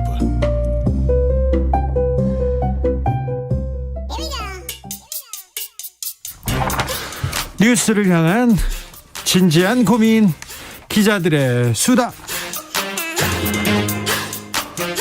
라이브 기자실을 찾은 오늘의 기자는 고인데스코리아 김병철 편집장입니다. 어서 오세요. 네, 안녕하세요. 경제 읽어주는 남자 김병철 편집장과 함께 복잡한 경제 뉴스 쉽게 좀 읽어보겠습니다. 재난지원금 좀 알려주세요. 이제 전 국민은 아니고 국민 80%로 정해졌죠. 네, 맞습니다. 오늘 이제 임시 국무회의를 통과됐는데요. 네. 최근에 이제 정부와 더불어민주당이 2차 추경안을 당정 협의해서 결정을 했습니다. 이 재난지원금 대상자를 가구소득 하위 80%로 결정을 했는데요. 네. 이제 우리나라 가구 수가 한 2,100만 가구 정도 되는데 이 중에서 약 1,700만 가구가 지급받을 예정입니다. 근데 언제 얼마를 준답니까? 이게 지금 9월 달 빠르면 8월 말 네. 아니면 9월 초에 될 예정이고요. 예. 지금 그래서 추석 전에 지급될 것으로 좀 예정이 됩니다. 아무튼 근데 여당에서는 전 국민한테 다 고생했으니까 다 줘야 된다 하는데 결국 80%로 이렇게 조정이 됐어요. 네, 맞습니다. 이제 민주당에서는 전 국민 보편 지급해야 된다라고 계속 주장을 좀 해왔었는데 정부 입장에서는 이제 약간 피해를 많이 받거나 취약계층한테 좀 더 지원하는 게 낫지 않냐 해서 70% 선별 지급을 고수를 하다가 이제 양쪽에서 합의를 해서 한 80% 소득 하위 80% 가구로 이제 결정을 한 거죠. 네. 이게 금액이 1인당 한 25만 원 정도 예상이 돼요. 그래서 1인 가구 25만 원, 2인 가구 50만 원 이렇게 25만 원씩 늘어나는 예정입니다. 아무튼 코로나로 고생했다고 국가에서 돈을 준다고 합니다. 소상공인은 두텁게 그래서 최대 900만 원까지 지급한다는데 우리나라 재난지원금 지급 속도가 다른 나라하고 비교해 볼 때 네. 굉장히 빠르고 신속하게 준다면서요? 네, 맞습니다. 이게 작년에 재난지원금 지급하면서 약간 이슈가 됐었는데요. 이제 작년에 한 6월 이 정도에 한국이랑 일본이랑 이제 비슷한 시기에 재난지원금 지급을 결정을 했어요. 예. 근데 이제 한 3주 후에 한국에서는 벌써 80% 가구가 재난지원금을 쓰기 시작했는데 일본에서는 이제 한 20% 정도만 지자체에서 지급을 시작한 거예요. 한국에서는 오늘부터 준다 그러면 오늘 내일 막 몇백만 명이 다 받았어요. 네. 그런데 일본은 늦군요. 왜 그렇습니까? 이게 두 가지 이유인데요. 하나는 이제 우리나라 신용카드 인프라가 너무 잘 되어 있어서 한국에서는 신용카드 포인트로 나눠줬잖아요. 네. 그게 하나 있고 또 하나는 이제 주민등록증이 한국에서는 굉장히 잘 되어 있는데 우리나라처럼 이렇게 신분증 제도가 단일화되어 있는 나라가 많지는 않습니다. 맞아요. 미국도 그렇고요. 선진국도 주민등록 그리고 운전면허증 이게 정확하지 않습니다. 네, 맞아요. 그래서 신청하려면 온라인에서 하려면 이제 신분증이 명확하면 빨리 되잖아요. 네. 그래서 약간 행정 처리가 굉장히 빠르고 디지털 행정이 굉장히 빨라서 한국에서 재난지원금 지급이 빨랐었다 이런 평가가 있습니다. 코인 뉴스도 좀 물어볼게요. 지금 무더기 상패 계속 얘기 나오는데 코인 시장은 어떻게 돼가고 있습니까? 네, 최근에 이제 업비트가 24종, 빗썸이 4종, 코인빗이 8종을 상장 폐지를 했는데요. 앞으로 이제 상장 폐지가 계속 이어질 것으로 좀 예상이 돼요. 예. 이게 이제 9월 달에 금융당국 신고를 앞두고 있어서 코인 거래소들이 부실한 코인을 많이 상장 폐지하고 있는 상황인데 네. 이게 보면은 지금 업비트가 한 24개를 했지만 사실 따지고 보면은 빗썸과 코인원이 올해 상장한 게 52개, 이제 39개 됐거든요. 네. 그러면 근데 따지고 보면 빗썸은 올해 4개를 상장했는데 상패를 36개를 했어요. 예. 근데 빗썸은 52개, 코인원은 이제 39개니까 앞으로 훨씬 더 많은 상패가 이루어지지 않을까라고 예상하는 게 좀 합리적인 것 같습니다. 자, 코인에 투자하고 있는 분들, 앞으로 투자하겠다고 생각하는 분들 어떤 부분을 확인해야 혹시 피해를 피할 수 있습니까? 네, 한 3가지 정도 정리할 수 있을 것 같아요. 최근에 상장 폐지된 코인들 좀 살펴보면 공통점이 3가지인데요. 네. 첫째는 소수 거래소에서만 상장된 코인, 네. 예를 들어 5개 이내 거래소에만 상장돼 있는 거죠. 전 세계에는 거래소가 굉장히 많은데 네. 두 번째는 정부가 금지한 코인들이 있습니다. 그런 코인도 있어요? 다크코인이라고 이렇게 거래 송수신자를 좀 가려주는 코인들이 있어요. 예. 작년에 이제 엠번방 이런 데서 모네로 이런 걸 썼잖아요. 약간 이런 코인들을 정부가 금지하고 있어서 이런 코인들을 투자하신 분들은 상폐될 위험성이 있으니까 아무래도 좀 조심을 하시는 게 좋을 것 같고. 세 번째로는요? 세 번째는 개발이 멈춘 코인들이 있습니다. 예. 이게 보면은 계속 끊임없이 이 코인들을 업데이트를 하거든요. 네. 근데 이런 소스 코드를 계속 업데이트 되고 있는지를 확인을 하시면 아예 개발이 멈춘 코인들이 있으면 이거는 상폐될 위험성이 높다 이렇게 생각하시면 됩니다. 네. 개발이 멈춘 코인이요. 안전한 코인. 네. 또 좀 선별하는 방법 알려주세요. 안전한 코인 상대적으로 이제 상폐당할 위험이 적은 이렇게 표현하는 게 더 정확할 것 같아요. 안전하다기보다는 아무래도 전 세계 많은 거래소에 여러 군데 상장되어 있는 코인들이 한국의 한두 군데에서 상폐가 되더라도 이제 가격에 어떤 큰 영향을 받지 않겠죠. 자, 그러면요. 비트코인, 이더리움 이런 전 세계 거래소에서 상장된 코인은 네네. 하루아침에 사라지거나 그렇게 없어지거나 그러진 않죠? 그러기는 쉽지 않아 보입니다. 그렇습니까? 네. 벌써 굉장히 많은 사람들이 투자를 했기 때문에 한국에서 혹은 한국에서 완전 금지가 되더라도 다른 나라에서까지 가격이 많이 떨어지지는 않을 것 같아요. 여기서 질문입니다. 네네. 지금 비트코인, 이더리움 지금 코인이 좀 많이 떨어졌잖아요. 그렇죠. 저 몇 달 전에 비해서요. 네, 맞습니다. 근데 지금 하향세입니까? 상승세입니까? 지금 이제 올해 고점이 8,200만 원이에요. 비트코인이. 네. 지금 이제 4천만 원 정도까지 다시 왔는데 살짝 완전 떨어졌다 살짝 올라가고 있는 상황이긴 합니다. 앞으로는 어떻게 해요? 하향세, 상승세? 이건 전혀 알 수가 없습니다. 전문가들도 모릅니까? 알 수 있었으면은 다들 8,200만 원 갔을 때 샀겠죠. 예. 자, 마지막 뉴스로 넘어가 보겠습니다. 자, 주식도 요즘 주식이 뜨겁다, 계속 오른다 이렇게 얘기하는데 내 주식은 안 올라 이렇게 얘기하는 사람이 많습니다. 그렇죠. 네. 오늘 최근에 이제 코스피가 3,300포인트를 최초로 진입을 했었거든요. 네. 그게 지난 25일인데 오늘 같은 경우 조금 떨어졌어요. 어제보다 14.62포인트 내린 3,282로 마감을 했습니다. 네. 그럼에도 불구하고 지난 6개월 동안 역대 최고치를 14번이나 갈아치웠어요. 예. 그래서 올 상반기에 달러나 금, 부동산 등 다른 자산보다는 이제 수익률이 가장 높았습니다. 아무래도 지금 경기가 좀 괜찮아질 거다. 우리 경제가 나아질 거라고 이렇게 생각하는 건가요? 왜 이렇게 오릅니까? 이게 인플레이션 상승 압력이 분명히 있어요. 그리고 미국 연준에서 이제 조기 긴축을 하겠다라는 이런 우려들이 있긴 한데 그럼에도 이제 경기 회복에 대한 기대들이 지금 계속 이어지고 있는 것 같아요. 네. 그리고 오늘 이제 코스피가 좀 떨어진 거는 아무래도 이제 그 코로나 변이 바이러스 때문에 그게 확산되면서 영향을 좀 받은 것 같긴 한데요. 아직 지금 미국에서 내걸은 테이퍼링 조건이 충족되지는 않았거든요. 그래서 아직 이제 조금 오르는 거 아니냐. 미국도 그렇고 한국도 그렇고. 테이퍼링은 뭐예요? 테이퍼링은 이제 미국에서 유동성 공급을 위해서 돈을 많이 풀고 있었던 거잖아요. 예. 이제 제가 전에도 설명드렸지만 수도꼭지를 열어서 돈을 시장에 풀고 풀었어요. 있었는데 그 수도꼭지를 조금 닫아가지고 이제 시장에 흐르는 돈의 양을 조금 줄이는 겁니다. 네. 그걸 줄이겠다고 하면은 시장의 유동성이 떨어지니까 아무래도 주가나 이런 것들은 떨어질 거라고 예상이 좀 되겠죠. 지금 대선 레이스가 본격적으로 시작됐습니다. 그런데 이 대선철만 되면요 테마주 해서 정치주가 막 뜨거든요. 네. 지금은 어떻습니까? 정말 재밌는 뉴스가 하나 나왔어요. 올 상반기 주가 상승률 1위, 2위가 이재명, 윤석열 테마주라고 그래요? 나왔습니다. 네.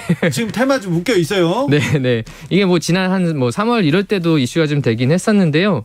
올 상반기 주가 상승률 1위가 부동산 임대 공급 회사예요. 이스타코라고. 네. 근데 올해 들어가지고 6월까지 주가가 880% 올랐는데. 880%나 올랐어요? 네네. 우와. 그러니까 한 600만 원 수준이었는데 이게 6,600원까지 올랐어요. 677원이었다가 지금 6,650원이 됐어요. 네네. 와. 이게 이제 시장에서는 이재명 테마주로 분류가 좀 되는데. 왜요? 되게 좀 재밌습니다. 사실은 이제 이재명 경기지사가 장기 공공임대주택 제도 도입을 좀 주장을 했는데 여기에서 수혜를 받을 것이다. 이런 시장의 어떤 전망이 있어요. 근데 사실 이 회사는 지난 2월 달에 이미 이재명 지사랑 아무런 관련이 없다라고 공시를 했어요. 공시해도 올라요. 네, 공시해도 계속 오릅니다. 이상해요. 상관없는데. 네. 지난번에 윤석열 테마주에 윤 씨가 회장인 네, 씨가 맞습니다. 관련 있는 그런 회사가 막 올랐다면서요. 네, 이게 2위가 올해 주가 상승률 2위가 애니능률이라는 회사인데요. 네. 687%가 올랐어요. 많이도 올랐네. 네, 영어 교재 출판사인데 이 회사 최대 주주가 한국 야쿠르트의 윤호중 회장인데 윤석열 전 총장과 친분이 아니라 같은 파평 윤 씨라는 이유예요. 윤 씨라는 이유로? 네. 근데 이제 윤 씨가 한국 성씨에서 8위거든요. 네. 근데 그 중에 그 윤 씨 중에 파평 윤 씨는 한 80% 정도 돼요. 윤 씨는 거의 파평 윤 씨잖아요. 네. 근데 이제 이런 것 때문에 가격이 오르는 게 참 알쏭달쏭합니다. 아니 근데 이 애니능률도 윤석열 총장하고 전혀 관련이 없어요? 네, 이 회사에서도 윤석열 전 검찰총장이랑 아무런 관련이 없다라고 공시를 예전에 이미 했습니다. 그래도 올라요? 그러게 말입니다. 왜 주식은 이런 상식적이지 않은 일이 이렇게 통용될까요? 모르겠습니다. 그러니까 사실은 코인도 그렇고 주식도 그렇고 이런 테마주들이 좀 있는데 다들 알기는 아는 것 같아요. 이게 어떤 펀더멘털이나 혹은 실적 때문에 오르는 건 아니란 건 아는데 누군가가 여기서 들어와서 산다면 나도 그때 들어가가지고 미리 팔면 되지 않을까? 이런 심리인 것 같습니다. 심리인가요? 누가 이게 작전하고 그러진 않을까요? 작전도 분명히 있겠죠. 그럴까요?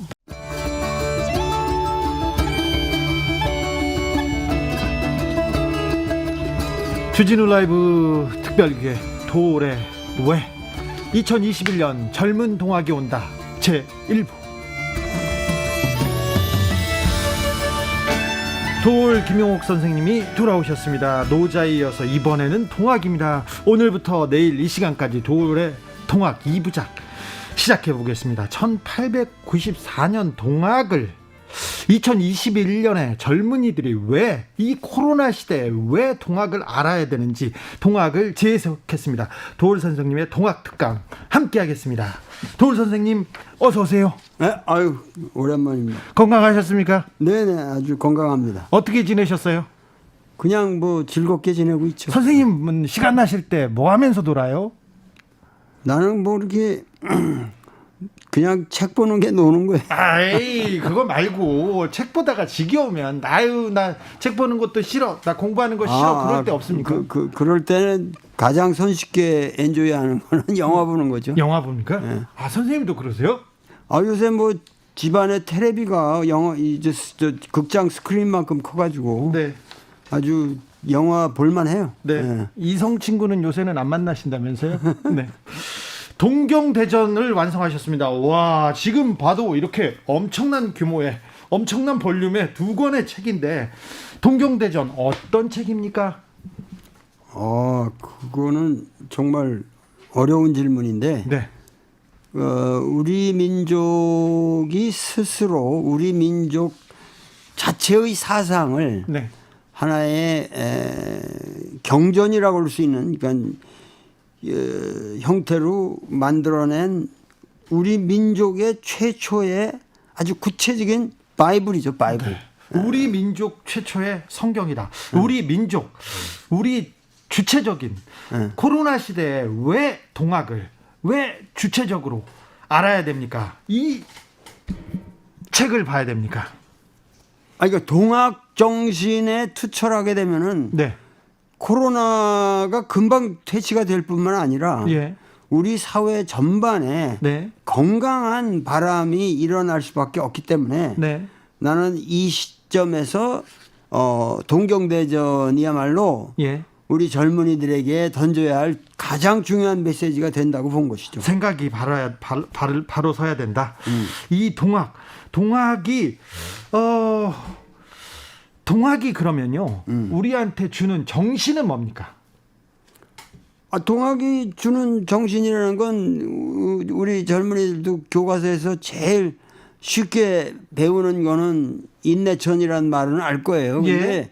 인내천이라는 게 과연 뭔지를 구체적인 자기 삶의 체험 속에서 깨달아야 되는데 네. 그거는 결국 인간이 곧 하느님이라고 하는 거. 네. 지금 우리가 곧 제가 쓴 책도 제2권이 우리가 하느님이다 이랬는데 네. 결국 그것은 인간을 하느님과 같은 존재로 볼 적에만이 이 우리가 말하는 정치, 이 문화 모든 면에서의 평등이라는 개념이 성립할 수 있다고 보는 거죠. 그렇죠. 네. 요새 특별히 젊은 세대들이 내가 뭐 공부한다고 내가 열심히 일한다고 뭐가 되겠어. 이 생은 틀렸어. 이런 사람들도 많고요. 자포자기하는 사람도 많습니다. 그래서 내가 곧 하늘이다. 이런 생각을 좀 가져야 됩니까?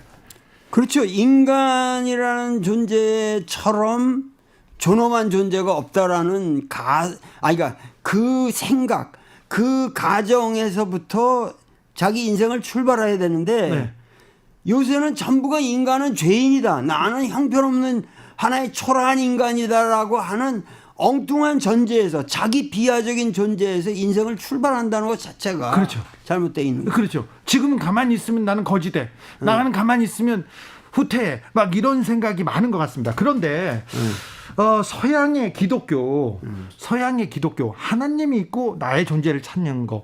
아니 그런데 우리 수은 선생은 사람이 하늘이다. 내가 하늘이다. 오히려 훨씬 더 뭐라고 해야 돼? 큰 세계관을 펼쳤어요.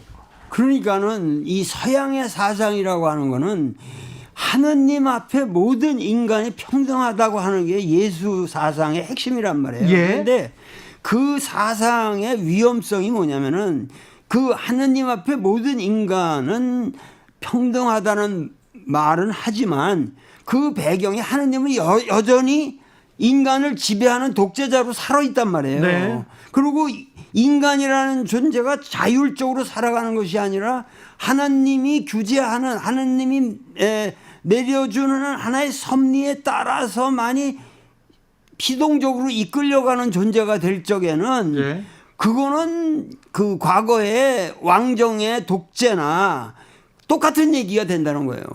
예. 그래서 궁극적으로 인간과 우리가 평등을 말한다면 인간 사이에서의 평등이 아니라 네.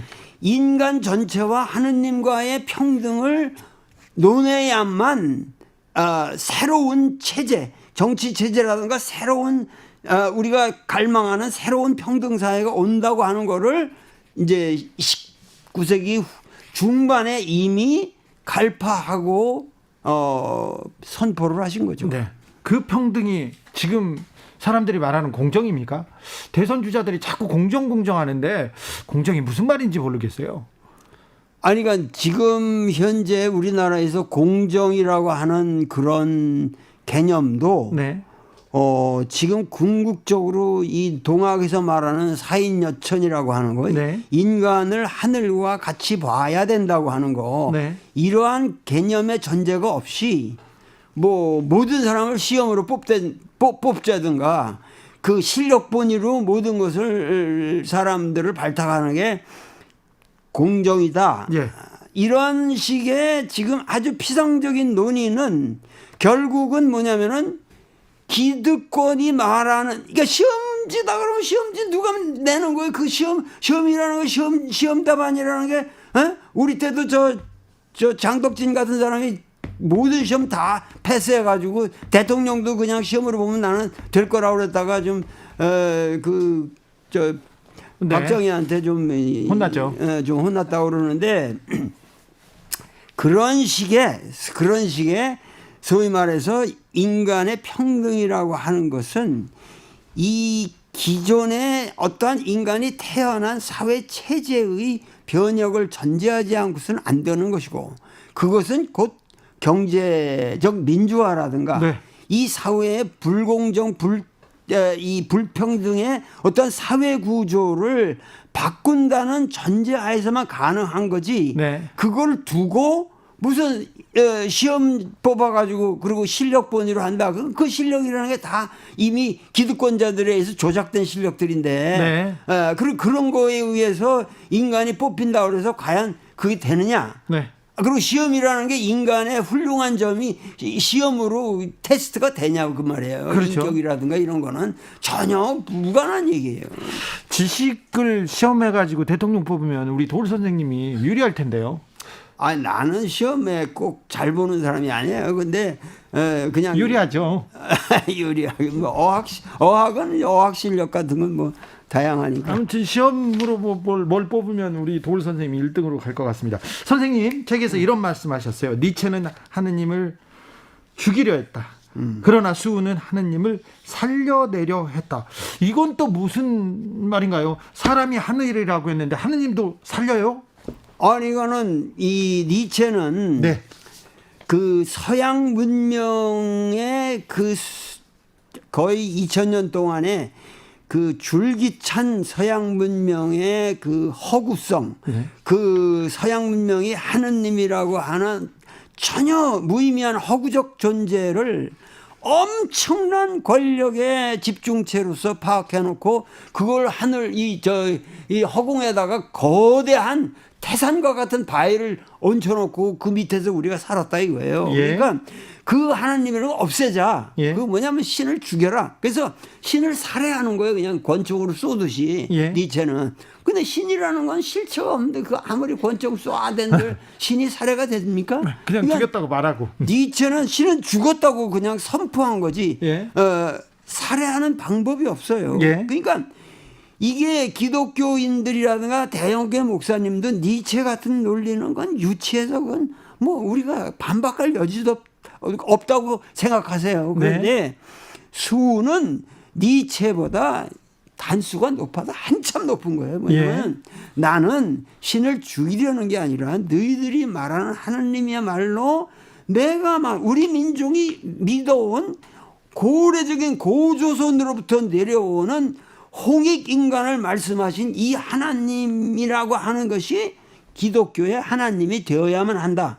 그래서 이 사람은 동학을 얘기했지만 동학이라는 말이 서학에 대항하는 것이 아니라 너희들이 말하는 서학이라는 게 내가 말하는 동학으로 포섭되어야만 진정으로 하느님은 하느님으로서의 의미를 가질 수 있다. 그래서 이 수운의 이 하느님 사정은 하느님을 살려내는 진정한 기독교인이 되려면 동학을 알아야 돼요. 동학을 알아야 됩니다. 네, 동학을 믿어야, 동학을 알아야, 믿는다는 말은 안 하니까, 예. 동학을 알아야 하느님을 섬길 수 있게 되죠. 네. 2부의 제목이 우리가 하느님이답니다. 1부는 나는 코리안이다. 저는 코리안이고요. 우리가 하느님. 그러면 저도 하느님이 될 수 있는 건가요? 아니, 그러니까 이게 제1권이 네. 나는 코리안이다라고 네. 했고, 이게 왜 그러냐면은 이 동경대전이라는 책이 일종의 우리 민족의 아이덴티티, 우리가 지금 아이덴티티 크라이시스를 갖고 있거든요. 지금 뭐냐면 모든 사람들이 과연 한국인이라고 하는, 이게 뭐고 한국인으로서 내가 프라이드를 갖는다 그럴 때 그 프라이드의 근원이 뭐냐? 우리 민족의 사상이 뭐냐? 이거를 가지고 고민한단 말이에요. 그렇죠. 그러니까 네. 우리 민족의 사상이 뭐가 있냐? 그거 없기 때문에 예술에도 믿어야겠다. 다 이런 식으로 가는 거거든. 근데 이거는 뭐냐면 내가 나는 코리안이다라는 제목을 받는 건 한국인이 되기 위해서는 여기에 이미 쓰여져 있는 이 진리를 깨달으면 된다. 이거 한국인의 아이덴티티에 관한 것이고 예. 그 실 내용은 바로 우리가 하느님이다. 네. 이 하느님이라고 하는 것을 여기다가 이제 말씀하신 거거든요. 네. 근데 아까 질문이 뭐였죠? 질문이요? 지나갈게요. 제가 사이비 종교를 하나를 만들 것도 아니고요. 저의 질문이 선생님의 말로 다 해소가 됐습니다. 작년 10월에 선생님이 노자를 들고 왔습니다. 노자의 정신을 얘기하면서 현 문명에서 현 시대에서 노자의 생각이 굉장히 우리한테 시급한 문제다 이렇게 얘기했는데, 자, 노자와 동학 이 시대를 꿰뚫는 정신이 있기 때문에 선생님이 지금 동학 얘기를 하시는 거 아닙니까? 자, 노자에서 동학으로 왜 나는 지금 이 얘기를 하고 있다 말씀해 주십시오. 그러니까 노자의 사상이라는 거를 나는 중국 선진 시대의 하나의 사상가의 사상으로 얘기한 것이 아니라, 네. 노자라고 하는 그 사상은 중국 사회에서도 제대로 이 수용이 된 적이 없어요. 예. 그러니까 중국에서의 노자 사상이라는 게 나는 그 근원을 파고 들어가면 우리 민족의 고조선으로부터 고조선 문명에 깔려 있는 사유가 노자에게 영향을 주었다. 이렇게 보고 결국 중원의 사상도 우리 고조선 문명과의 그 교섭 속에서 성립했다. 그러니까 이 노자 사상이라든가 이런 것이 무의의 사상이라든가 이 도의 사상이 그냥 이 중국의 사상으로서가 아니라 사실은 우리 민족의 사상으로 많이 흘러오다가 이것이 동학으로 표현된 거란 말이에요. 네. 그러니까 동학 사상은 단순히 19세기 중엽에 경주 용담에 살던 어떤 청년이 주창한 사상이라기보다는 유구한 우리 민족의 정신사의 어떤 흐름이 이 근대적인 정신으로서 아주 명료하게 구체화된 그러한 사건이기 때문에 여기 속에서는 이 동경대전과 노자를 이렇게 같이 놓고 보면은 일맥상통할 뿐만 아니라 서로 상보적인 그런 사유체계가 있다는 거죠. 그래서 2021년에 지금 이 동학을 다시 공부해야 되는 이유는요? 동학을 다시 공부하게 되는 이유? 네. 그건 동학을 우리가 공부하게 됨으로써 결국은 제일 중요한 것은 결국 나의 주체성을 확립할 수 있다는 거죠. 네. 오늘 BTS가 이렇게 세계적으로 나가고 모든 우리 민족이 지금 21세기를 맞이해서 그야말로 세계적으로 존경을 받는 어떠한 이 문화의 시민으로서 좀 대접받기 시작하고 있거든요. 한국 문화도 그렇고요. K 방역도 그렇고요. 한국 경제도 그렇고요. 뭔가 모르게 잘 되고 있어요. 잘 되고 있는데 여기에 정신이 필요하다는 거죠. 그 잘 되고 있는 이 정신적인 바탕이 뭐냐? 네. 그 바탕을 우리가 자각해야 되고 또 전 세계 사람들한테 그걸 알려야 한단 말이에요. 예. 그거를 내가 알리는 것보다는 네. 이게 도올 김용옥의 사상이다라고 알리는 것보다는 그래서 그 상당히 그런 걸 만들기에 그 고민을 하고 있었는데 네. 이 19세기 중엽에 이미 이 바이블이 우리 민족의 바이블이 내가 다시 쓸 필요가 없는 바이블이 완성돼 있었다고 할 적에 예. 이게 그 우연이 아니란 말이에요. 이게 어마어마한 사건이란 말이에요. 알겠습니다. 동학하면 전봉준 그리고 이렇게 생각하는 사람이 많은데 동학의 창시자는 수은 최재우입니다. 최재우 선생은 어떤 사람이었습니까? 아니, 최재우라는 분은 그 경주 분이죠.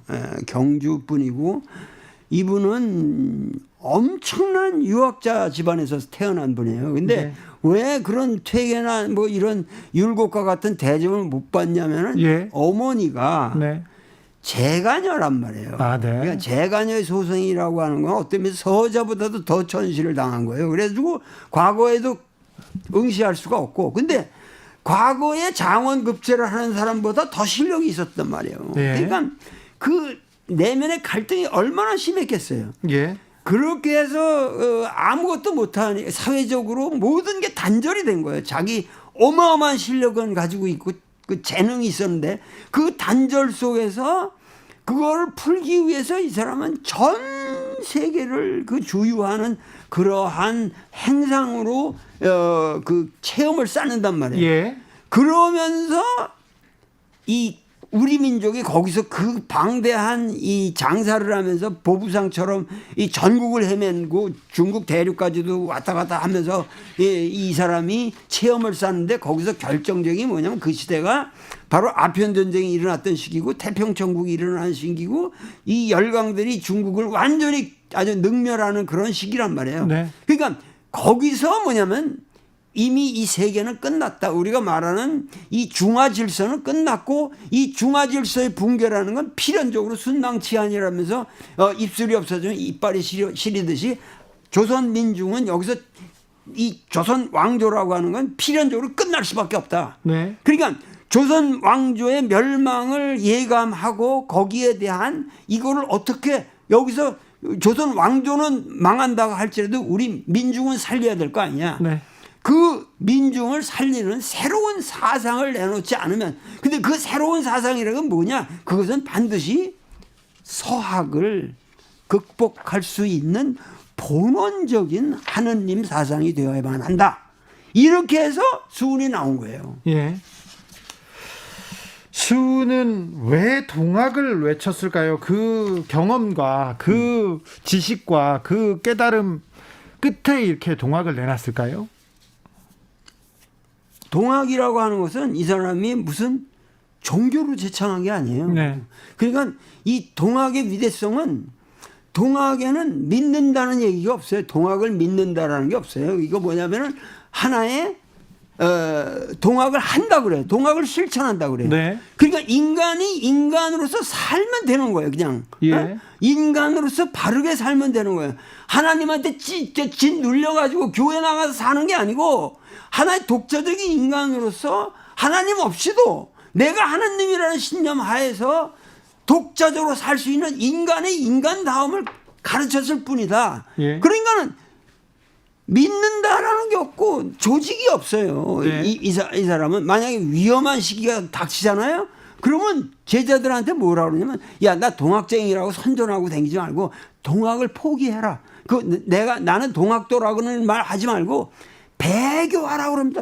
기도라고 그래. 기도. 버릴 기자에다 나의 도를 만약에 동학도로 탄압을 받으면 바로 버려라. 버리고 네가 사는 게 중요하다. 네가 사라고 현실적인 인간으로서 훌륭하게 사는 게 중요한 거지. 내가 언제 니들 보고 나한테 충직하고 나한테 로얄하라고 그랬느냐. 예수만이 진리다. 예수 믿는다고 해야지 거짓말하면 안 된다. 이게 아니라 누가 탄압을 하면 그냥 버려라. 네가 잘 사는 게 중요하지. 그렇지. 올바르게. 그러니까 어떠한 경우에도 네가 인간으로서 산다고 하는 것이 중요하고 동학이라고 하는 것은 어떠한 조직에 대한 충성이 아니라 너 인간으로서의 위대함을 우리가 말해주고 있는 것이다. 이거죠. 너는 위대하다. 너는 하찮은 인간이 아니고 너는 우주고 너는 하느님이니까 오케이. 너는 존중받아야 된다. 네가 존귀함을 갖고 잘 살아라. 이게 동학이죠. 동학입니까? 동학이. 지금 젊은이들한테 하는 얘기네요.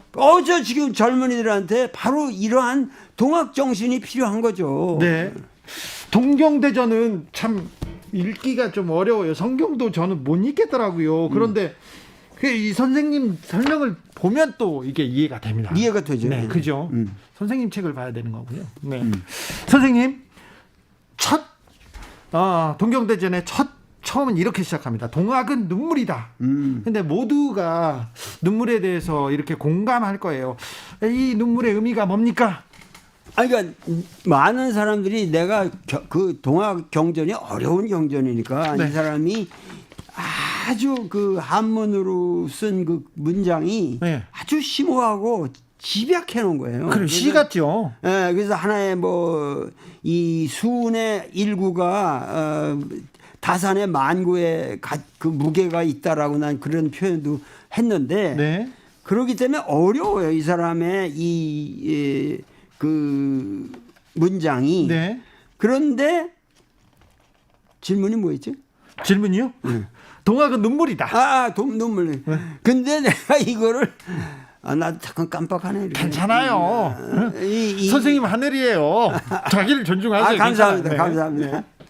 그러니까 이 어려운 글을 논리적으로 이걸 따지고 들면은 더 어려워요. 그렇죠. 더 힘들어요. 이게. 그래서 이 동경대전이라는 이 동학의 바이블은 그거를 읽기 전에 같이 눈물을 흘릴 줄 알아야 돼요. 수운과 더불어 수운의 인생을 파악하고 인생의 얘기를 통해서 같이 공감하고 눈물이 먼저 나와야 이게 이해된다. 그래서 동학은 눈물이라고 한 것은 뭐냐면 나는 동학을 공부하면서 얼마나 많은 눈물을 흘렸는지 몰라요. 왜냐하면은 나한테 동학을 가르쳐준 선생님들이 있었거든. 그 선생님들은 학자도 아니었고 너무도 평범한 분이었는데 너무도 위대하더라 이 말이에요. 그 사람들의 사실은 삶의 방식 자체가. 그래서 그렇고 하고 자그만치 어떻게 됐든지 간에 동학이 탄압을 받고 수운이 처형된 이후로 완전히 괴멸될 수도 있는 상황인데 30년 후에 전국 조직으로 일어나서 우리가 말하는 동학혁명이라는 걸 만들었잖아요. 그렇습니다. 그러니까 그때만 해도 19세기 말기부터 20세기 초반에 3.1운동이 일어나기 그 시대에 우리나라를 주도한 정신맥은 기독교가 아니라 동학이었어요. 그렇습니다. 그리고 이 기독교인들과는 달리 이 사람들은 그 몇몇의 순교자만 낸 것이 아니라 30만이 죽었다고. 그러니까 물론 기독교 순교자들도 위대해요. 그러나 이거는 30만의 민중이 목숨을 바친 건데 이 목숨을 바치는 모습이라는 게 우금치 언덕에서 그냥 따발총으로 기관총으로 갈겨대는데 그냥 올라온단 말이에요. 그렇죠. 그러니까 그것은 어떤 특수한 신념이 없이는 안 돼요. 그 신념이라고 하는 게 이 책이 이 동경대전이라는 책이 그들에게 그러한 신념을 심어 주었고 그것에 우리 민중은 헌신했다. 찢겨진 깃발 나부끼는 겨울나무 사이로 개걸스럽게 날아드는 숱한 까마귀들을 뒤로 한 채 우리는 피눈물을 흘리며 후퇴를 거듭했다. 일본의 총과 칼에 죽창을 들고 맨손으로 이렇게 계속 이 죽음으로 걸어갈 수밖에 없었던 그때를 생각해 보면 정말 눈물이 납니다. 선생님, 동학은 정성성자, 그러니까 성을 말하고 있다고 하셨습니다. 성은 뭡니까? 이 수운이 한 말 중에 오도는 박이약이라 뭐냐면 오도는 매우 나의 도라고 하는 것은 그러니까 오도라는 말 쓴다는 것 자체가 수운이라는 게 얼마나 거대한 사상가였냐 하는 걸 말할 수 있는데 오도는 너르지만 간략하다. 이 간략한 거를 말하자면은 성, 경, 신, 습자뿐이다. 그렇게 말했어요. 그래서 이 성이라는 개념은 경과 신과 같이 가는 개념인데 이 성이라는 건 정성성자인데 이 성자는 중용의 후반부에 나오는 거예요. 그렇기 때문에 우리 일반적으로 성실하다 이런 의미가 아니고 이 정성성자라는 건 뭐냐면 하느님을 막 가리키는 말이에요. 그러니까 뭐냐면 우주 만물 전체가 성실하다는 거죠. 지금 잘못된 건 인간분이에요. 코로나가 잘못된 건 잘못하고 있는 건 아니에요. 예. 코로나가 불성실한 게 아니에요. 우리가 불성실하게 살아서 코로나를 자극시킨 것뿐이에요 지금. 네. 그렇기 때문에 우주 만물은 성실하게 이 운행해 나가고 있는데 그 우주의 성실함과 나의 삶의 성실함이 일치돼야 된다 하는 것이 동학의 기본 사상이에요. 네. 이게 유학과도 관련되고 그다음에 경이라고 하는 건 인간이 산다고 하는 거는 공경심을 가져야 한다는 건데 이 공경심이라는 건 하나의 어텐션, 뭐 하나에 집중하는 거야. 내가 지금 여기서 지금 저 방송을 하고 있으면 이 방송에 집중해야 되잖아요. 예. 이 시간에 여러분들이 잘 들을 수 있도록 내가 모든 성의를 다해야 되잖아요. 네. 그 다음에 신이라고 하는 거는 여기 나와서 거짓말하면 안 된단 말이야. 신이라는 거는 믿을 신자가 아니라 신이라는 것은 단순히 뭐냐면 하나의 거짓말이 없는 거예요. 사람 인자랑 말씀 어쩌잖아요. 네. 그러니까 거짓말하지 말고 살아야 되고 가짜 뉴스 만들지 말고 살아야 되고 인간이 정말 인간으로서 산다는 것은 성경신 이 세자분이다 이렇게 말씀하시죠. 알겠습니다. 동학이 우리의 정신이기도 합니다. 독립운동의 정신이기도 하고 민주화운동의 정신이기도 했는데 왜 우리는 잘 몰랐을까요? 심지어 오해하고 있었을까요? 그게 이 개화기를 통해서 개화를 주도한 사람들이 아무래도 기독교계 네. 사람들이었기 때문에 이들이 사실은 이 우리 민족의 정신사를 왜곡시켰어요. 예. 뭐냐면은 동학이라고 하는 것은 이 19세기 말기부터 후반부터 20세기 초기에 걸쳐서 그 모든 것이 동학으로 같은 겁니다. 그래서 소위 말해서 이 독립운동도 그렇고 예를 들면 김구도 그 황해도의 접주였고 예. 윤봉길도 그런 분들도 이 예산에서 동학의 훈도를 받았던 사람들이고 모든 게 뭐냐면은 그렇게 해서 손병희가 해월 최시영 선생을 그렇게 잘 모시고 댕기다가 나중에 그 도통을 이어가지고 그 모든 힘을 가지고 일본 유학을 갔다 오고 이러면서 3.1운동을 주도를 했단 말이에요. 그런데 네. 33인의 대표가 손병희라는 거는 말하면서도 그 조직과 모든 거를 이끌어간 그 자본과 이 3.1운동을 일으킨 정신은 사실은 동학이란 말이에요. 예, 예. 그래서 그것이 그 3.1운동에 의해서 우리가 상해 임시정부가 만들어지는 거고 그 임시정부를 이끌어간 것도 동학이에요. 아무튼 우리 독립운동을 이끈 정신이 동학이었네요. 동학이죠. 그런데 우리는 그 동학을 너무 몰랐습니다. 왜냐하면 임시정부의 그 최초의 우리나라 헌법이라고 하는 그 헌장 자체가 예. 통합정신에서 만들어진 거거든요. 예. 그러니까 우리가 말하는 근대 법제상의 인간 평등이라든가 남녀 평등이라든가 그리고 민주공화제라고 하는 거, 그러니까 우리는 왕정에서 벗어나서 민주공화제다 하는 것을 못 박은 그러한 위대한, 그러니까 만약에 우리가 입헌군주제로 가거나 이럴 수도 있었는데 이 동학정신이 있었기 때문에 민주공화제를 그대로 받아들이는 거란 말이에요. 그렇게 네. 해가지고 우리나라 최초의 헌법이 성립한 거예요. 자, 우리나라를 기초한 동학 정신에 대해서 말씀 들었고요. 내일은 2021년 우리에게 왜 동학이 필요한지 그 강연은 내일 이어가겠습니다. 선생님 감사합니다. 감사합니다. 예.